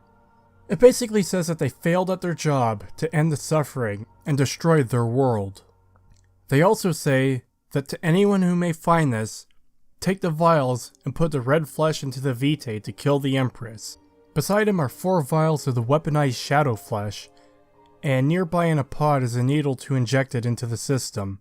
I think the takeaway here is that he did this and everything was immediately destroyed. It's quite lucky and contrived that these items absolutely necessary for the objective best ending just so happen to be in one place, with an explanation on what you need to do, and all of this is on a side path you wouldn't have seen if the game didn't send you here for no good reason.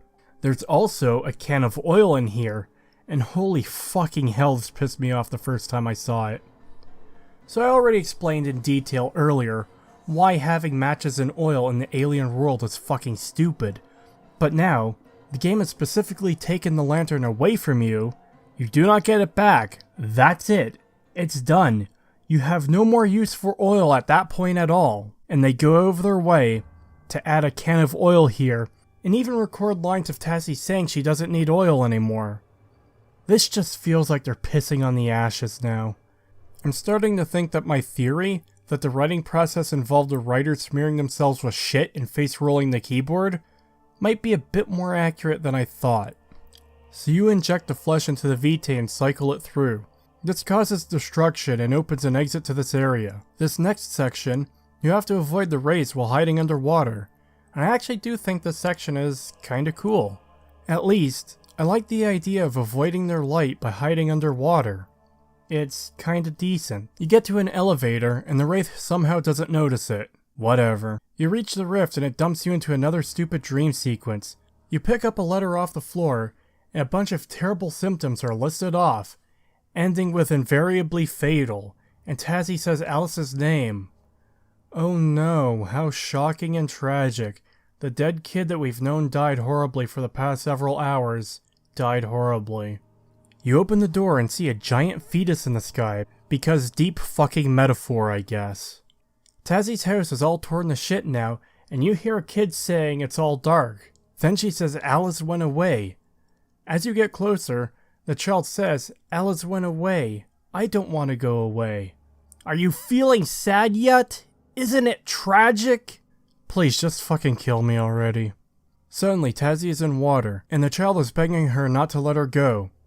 As you approach the window again, it drifts away faster than you can reach it, as the child begs Tasi to save her, and Tasi tries comforting her. Tasi eventually falls down like a silly billy and flails about in the water before waking up in the desert. She's even more pregnant now, again. And she's just outside the village. You now have to walk all the way to the fucking village, while Tasi screams in pain and deals with being on the brink of giving birth.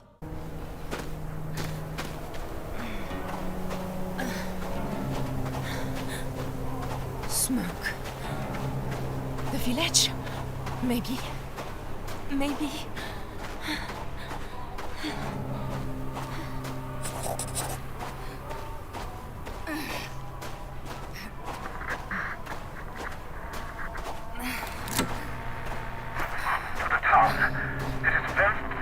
Doctor! Oh, thank Christ! I need you. I need you now. I know it's crazy, but the baby... My waters have broken. Taken Smith. Come to the tower. Do you... The tower. I'll try. All right. Hold on, little one. Just hold on.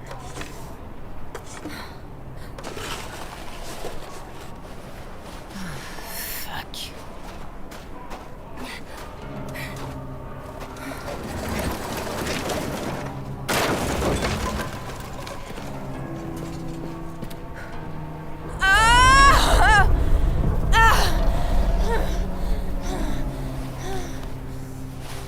Tasi arrives in the village to find it in ruins and abandoned. Tasi notably slows down and screams more. I wonder if there's a counterpart substance to Vitae, but instead of being produced via fear, it is produced via frustration, and this game is the equivalent of the torture pods for making someone feel extreme frustration in order to create the substance. Because if so, it's fucking working. Tasi finally reaches the tower to find a whole bunch of the village people dead. You go through a door and step in a bear trap. Then some giant slabs of stone fall to act as a counterweight, and you're hung upside down by the leg. Despite having a fucking bear trap around her leg, Tasi seems to barely react to it. At least, her reaction is nowhere near as extreme as it should be. It seems like she's more inconvenienced by it than anything else. Yasmin appears and tells Tasi that she killed everyone. She could taste their fear. Tasi asks what happened, and Yasmin explains that Smurfette saved the group from the desert and only wanted to help them, especially Tasi. Yasmin lures Tasi and frees her from the bear trap. She's also losing control and tells Tasi to run. She pushes Tasi outside and closes the door just in time before the ghoulness takes over. Now, rather than opening the door, she has to break it down, because reasons. Remember, it makes total sense if you don't think about it. Tasi begins to run, and Yasmin breaks through the door and catches up with her quickly. Yasmin knocks Tasi to the ground and is about to attack her, but the doctor shoots her dead. Now, I'm gonna pause it right here and re-examine some things. For most of the game, I had assumed the ghouls were generally powerful creatures. They can lift you up with one arm, tear a man's head off, and Tasi was able to take some pretty insane damage that should have otherwise been impossible to survive. But then, Leon randomly lost his arm, which was a bit weird, and now Yasmin was killed with a bullet. So assuming that ghouls are just as susceptible to damage as we are, then why the fuck has Tasi survived all the shit she has? It's insanity. But furthermore, I said way back to keep in mind the soldiers in the fort who had killed themselves. They did this because of the ghoul. Now there's only one in the fort, and there's a ton underground, so maybe there was a swarm. But that doesn't explain why the soldiers wouldn't fight back. There are no ghoul corpses there, so I'm left to assume they didn't fight back, which makes no sense. If there's a horrible monster trying to kill you, it makes sense that you'd try to shoot it, right? And since bullets have literally just been proven to be totally effective, then it's possible they would have killed it if they were dealing with one, or killed some if they were dealing with a swarm. The note in the cage is also strange for not mentioning that these creatures aren't human. You'd think that would be worth mentioning. There's just no consistency to the strength and hardiness of these creatures. The doctor helps you, and I guess Tasi passes out for a bit. She wakes up to find herself tied up, but the good doctor is trying to help. He says the ghoul is in you, and he can't risk it, but he's trying to deliver the Babby. This leads to a literal giving birth minigame. No! No! The curse, the ghoul, it's in you. We cannot risk it. I will help you save the child. Be strong. No! Don't let the creature take you. Breathe. Breathe. Focus on me. Look at me. Stay you. Stay Tasi. Good. Why? Why did this need to exist? Frictional, you know you could have done this in a cutscene or something, right? This goes on for way too long and is so unnecessary. The doctor shows you the Babby, but then he becomes a cartoon villain. His voice literally changes to sound like an evil bad guy. I'm here, Tasi. The curse, the ghoul, it's in you. We cannot risk it. For you, the child comes before everything else, even the lives of your friends. Your husband, all she wanted was the child. Just that. No! Look at what you've become through your own misplaced sentiment. Now, I must do what you would not. He gives Tasi shit for not listening to Smurfette. He steals the Traveler's Locket and runs away with the Babby. His intention is to bargain with the Queen for a cure for the ghoul curse, but he already knows how dangerous Tasi is going to be. He's told her to resist the anger and fear, and yet he does something that's very blatantly going to enrage her. Why not just wait until she falls asleep? Or, you know, kill her. Why risk enraging her and having her go monster mode on you? Tasi easily breaks free of her bindings so she can go chase him, but hilariously enough, he'll be stuck in place forever until you actually approach him. Ah, false tension, gotta love it. You could stand in this room, look around, do whatever, and he won't progress at all. It's absolutely ridiculous. Somehow, just minutes after giving birth, Tasi is good enough to get back into the action and chase this guy. As you chase the doctor, you get a couple memory flashbacks. Leona's turning like Hank did. Tasi wants to be with Salami, whatever. The doctor runs into a rift with the Babby, and you'd think all would be lost if you didn't reach it in time. But you'd be wrong. As explained earlier, these rifts open in response to the Traveler's Locket, and they close when it's far enough away. Pretty simple functionality, right? Well, these rifts have a special extra feature that allows them to stay open indefinitely when the plot demands it. The Doctor can reach the tower, which is a fairly great distance away, and the rift will still be open as long as you don't go through it. Amazing. On the other side of the portal, there's another memory. Yasmin realizes something is happening as a result of the fountain, and the Doctor blames Tasi. Inside the tower, you see the Doctor ascend in an elevator. You try to take the second one, but it fails immediately. Wow, it sure is lucky for him that he picked the right one. Now we have to go do a puzzle to fix this one, because that's what any chase sequence needs. A huge side quest that completely deflates any tension and immediate urgency. Going around the base of the tower for the next 15 minutes basically detaches you from the chase completely. There's another memory of the Doctor urging Tasi to accept the bargain. What could this possibly be referring to? Well, shortly after that, there's another memory, and this is the big reveal. This is what the whole game has been leading to. But to explain it properly, I first need to rewind this all the way back to the very start of the game.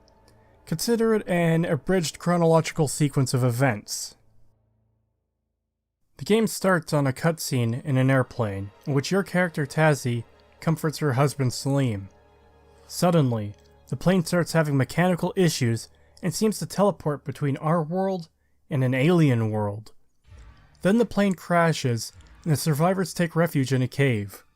Two of the survivors are badly injured, Salim and some other guy. The two injured people and an additional character stay behind in the cave as the rest of the group presses onwards. They reach the fort, encounter the ghoul, and lose a member of their party. Hank is also badly injured during this confrontation. They press on through the fort to the Oasis, where Smurfette contacts them, grants them the Traveler's Locket, and directs them to a rift to bring them to her world. She offers to help them, save them from the desert, heal their wounds, and guide them to safety. But in return, she wants Tasi's child. Smurfette is unable to have children of her own, and she can see Tasi's child is sick and going to die. Now at this point, the group has no reason to really distrust Smurfette. Her world is a horrible wasteland, but they don't know what caused it. This could be its natural state for all they know, and their options are extremely limited. Even if they did reach the village on the map, the likeliness of them having the necessary supplies or contact a civilization is low. Even if Smurfette planned the entire time to turn them all into ghouls, they'd have no way of knowing this. Due to their extreme situation, and based on their limited knowledge of Smurfette, taking this bargain is objectively the best decision available to them. We don't even know if Smurfette would have backstabbed them. Maybe her offer to help was totally legitimate. Either way, Tasi's child would be raised in this alien world under this queen. But she'd have a chance at life, and Smurfette would potentially help the group. Tasi picked the other option, which is for the group to return to the desert with their extremely limited supplies, which could have easily resulted in all of them dying, including the baby. Yeah, I'm sorry, but the Doctor is absolutely 100% right here for calling Tasi a fucking idiot. Tasi's decision is based on the fact that she just lost her first child. It's understandable that she'd be in a bad place emotionally, but we're talking about a life and death situation here. As tragic as it would have been to give up her child, the expected trade-off is that about a dozen people get to keep living as a direct result. The child doesn't even die in this scenario either. It's just not with Tasi. She asks for help anyways, and Smurfette reminds Tasi of the bargain, to which she again declines. Smurfette says she's not a monster, and will provide some aid anyways, and directs them to drink from the fountain. This is what causes the ghoul transformation curse, and this is why they blame Tasi as a result. Hank begins turning in the alien world, and ends up killing another member of the group. Everyone else escapes back to Earth. Now, in the memory prior to entering this last rift, it's implied that Tasi returns to Salim. But there's still a lot of missing information here. In fact, it's quite confusing how all the pieces land where they do in general, because, again, as far as I can tell, it's not explained. Yasmin and the doctor end up in the village. Leon ends up in the hunting grounds somehow. Alex and Richard were already there, not sure how they got in, but they separated from the group when the spooky ghost first showed up. And Tasi ends up back on the plane. How did the group split up in this manner after leaving the alien world? I guess it's one of those things you're not supposed to think about, but with Tasi in particular, this gets really fucking bad. So way back at the start of the section on the story, I said to keep in mind that Tasi woke up on the plane. Now obviously the developers did it this way because they wanted a mystery to solve, similar to the original game. But the problem here is they didn't do the groundwork in order for it to function. I don't even know how Tasi physically managed to reach the plane, but apparently when she got there, she pulled the door handle off, put her sketchbook in the pocket of the seat in front of her, sat down, passed out, and lost all of her memories of what happened after the plane crash. This is where the game starts. Yeah, her amnesia, the thing the game's title is fucking based on, it's never explained. It can't be the ghoulification yet. Yasmin remembers what happens, and she's more ghoul than Tasi is. Leon is suffering from late-stage transformation effects, and he's beginning to lose it, but he still remembers some of the events since the crash. The doctor remembers everything. So why can't Tasi remember anything? The Dark Descent explained why Daniel's memories were gone in the first 10 minutes. Rebirth fails to explain how Tasi lost her memories, or how half of anything even happens in this game. For that matter, what the hell is the relation between the title of Rebirth and the story itself? Rebirth tends to refer to something that is on the decline, that is essentially revitalized or receives a new period of growth. At least, that's what the definitions I can find say. What is being reborn here? The alien world isn't being revitalized. As far as I can tell, they're a dead species besides Smurfette. There was one alien we did see that was alive and Tasi murdered him. Tasi isn't being reborn, she's being turned into a horrible monster. That's less rebirth and more just kinda turning into a horrible monster. But yeah, that's the big reveal. Most of this game doesn't make any sense, and Tasi is a fucking idiot who had two choices: either give up the Babby so about a dozen people can live, or keep the Babby that's gonna die anyways, and condemn the group to dying in the desert. Bravo, Tasi. So anyways, my suffering is nearly at an end, and we're in the final stretch of the game. In the basement, Tasi will get a memory of Hank turning into a ghoul, and another member of the group being attacked while trying to defend Tasi. Why did this go down in the elevator machine room? I have no clue, don't think about it, I guess. The power cord for your elevator has been unplugged, so you take the power cable from the other one and plug it into your elevator. Doing so causes Tasi to fall backwards in surprise, and see Hank on the other side of the bars where the machinery is. How did he get in there?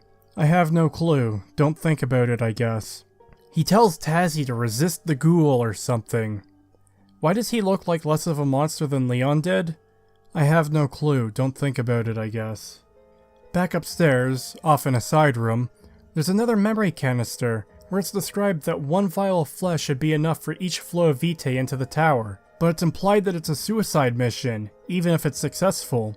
The alien here clearly did not succeed, so if we want to kill the alien queen, we need to find the other 3 Vitae flow control rooms. Wow, I wonder where they could be. We take the elevator upstairs and we see another portal machine that's missing a battery, but luckily has an orb. And on top of that, this portal just so happens to be directed towards France.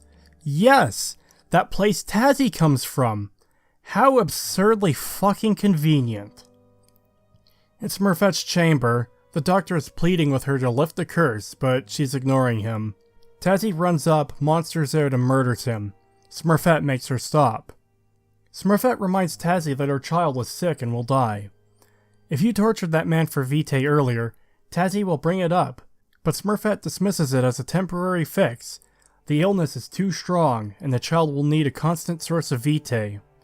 If you didn't torture the man, it doesn't come up, so that choice was basically worthless.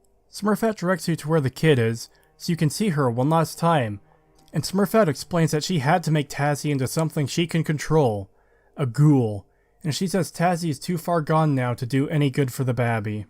Tasi picks up the Babby and forces it to breastfeed off her disgusting monster tit, and it goes on for way too long. Once you have control back, you have a choice of 3, technically 4 endings. All of them suck. If you decide to take the baby, it will cry and be incredibly obnoxious. You can press X to Babby to calm it down, but this is still something they should have put more thought into, because the last thing most people want to hear is a crying baby.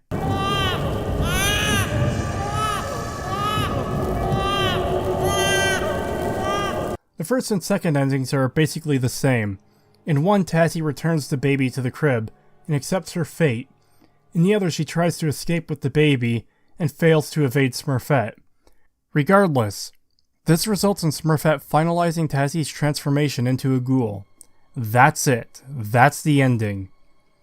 In the second ending, you escape to the portal and get teleported to France.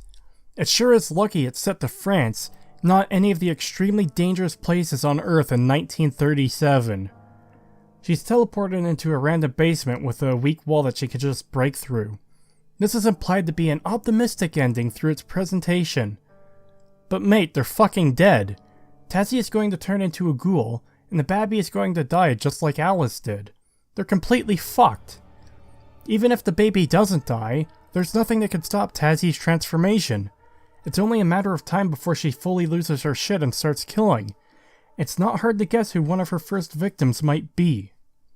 In the final ending, you put the shadow flesh into the 3 Vitae flows that are in Smurfette's chamber. It sure is lucky that all 3 of these just so happen to be in here, and the 4th one has already been taken care of. This kills Smurfette, and the shadow consumes Tasi and the baby because reasons. The only reason this ending is the best is because at least it ends the eternal suffering of all these people. The shadow is really the last thing I have to discuss here. It seems strange to me that it can even be weaponized in the way that it is. The shadow is supposed to be this infinite, incomprehensible cosmic force, and the only reason it kills Tasi in the ending is because the game developers arbitrarily said there wouldn't be enough time to escape to the portal. See, the first game describes a shadow in many ways, but one of which was that it's not a vengeful spirit. There seems to be an intelligence to the shadow. All throughout the Dark Descent, it pursues Daniel and will kill him in 3 of the 4 endings, but if you destroy the portal, it will only kill Alexander and allow Daniel to live, and Brandenburg only collapses after Daniel leaves, implying the shadow's presence was the only thing keeping it standing at that point, as it had infested so much of the castle by that point. There's some interesting fan theories about how the shadow is testing Daniel and stuff. In conclusion, this game is a fucking mess through and through. They obviously wanted it to be more story-driven, but that doesn't work when the story is largely an incoherent mess. The devs constantly pull the rug out from under you to shove you from set piece to set piece as you're bombarded with Tasi's worthless memories. Daniel's memories were vital to understanding the story. Most of Tasi's memories provide context that's absolutely unnecessary in most cases. We don't need to see the group encountering the monster the first time. It adds nothing of substance to the world or story, and it's something we could have learned through environmental detail, or a memory sequence more akin to Daniel's. This game has a tidal wave of inconsistencies, with not only itself, but the previous entry in the series. Tasi is an absolutely insufferable cunt and monstrous person, and the developers apparently felt the need to beat you over the head with Alys's death constantly, but it just comes off as cheap emotional manipulation. The world building for the alien world is atrocious. The monsters are a joke. Resources have arbitrary limits that make no sense. And on top of everything else, the game is jumpscaring you fairly regularly throughout the entire experience. As I said at the start of the video, I highly recommend playing The Dark Descent. It's a very well designed game. But when it comes to Rebirth, just save yourself the time. It's not worth the frustration and annoyance in the slightest. Oh well, at least I still have Soma to look forward to.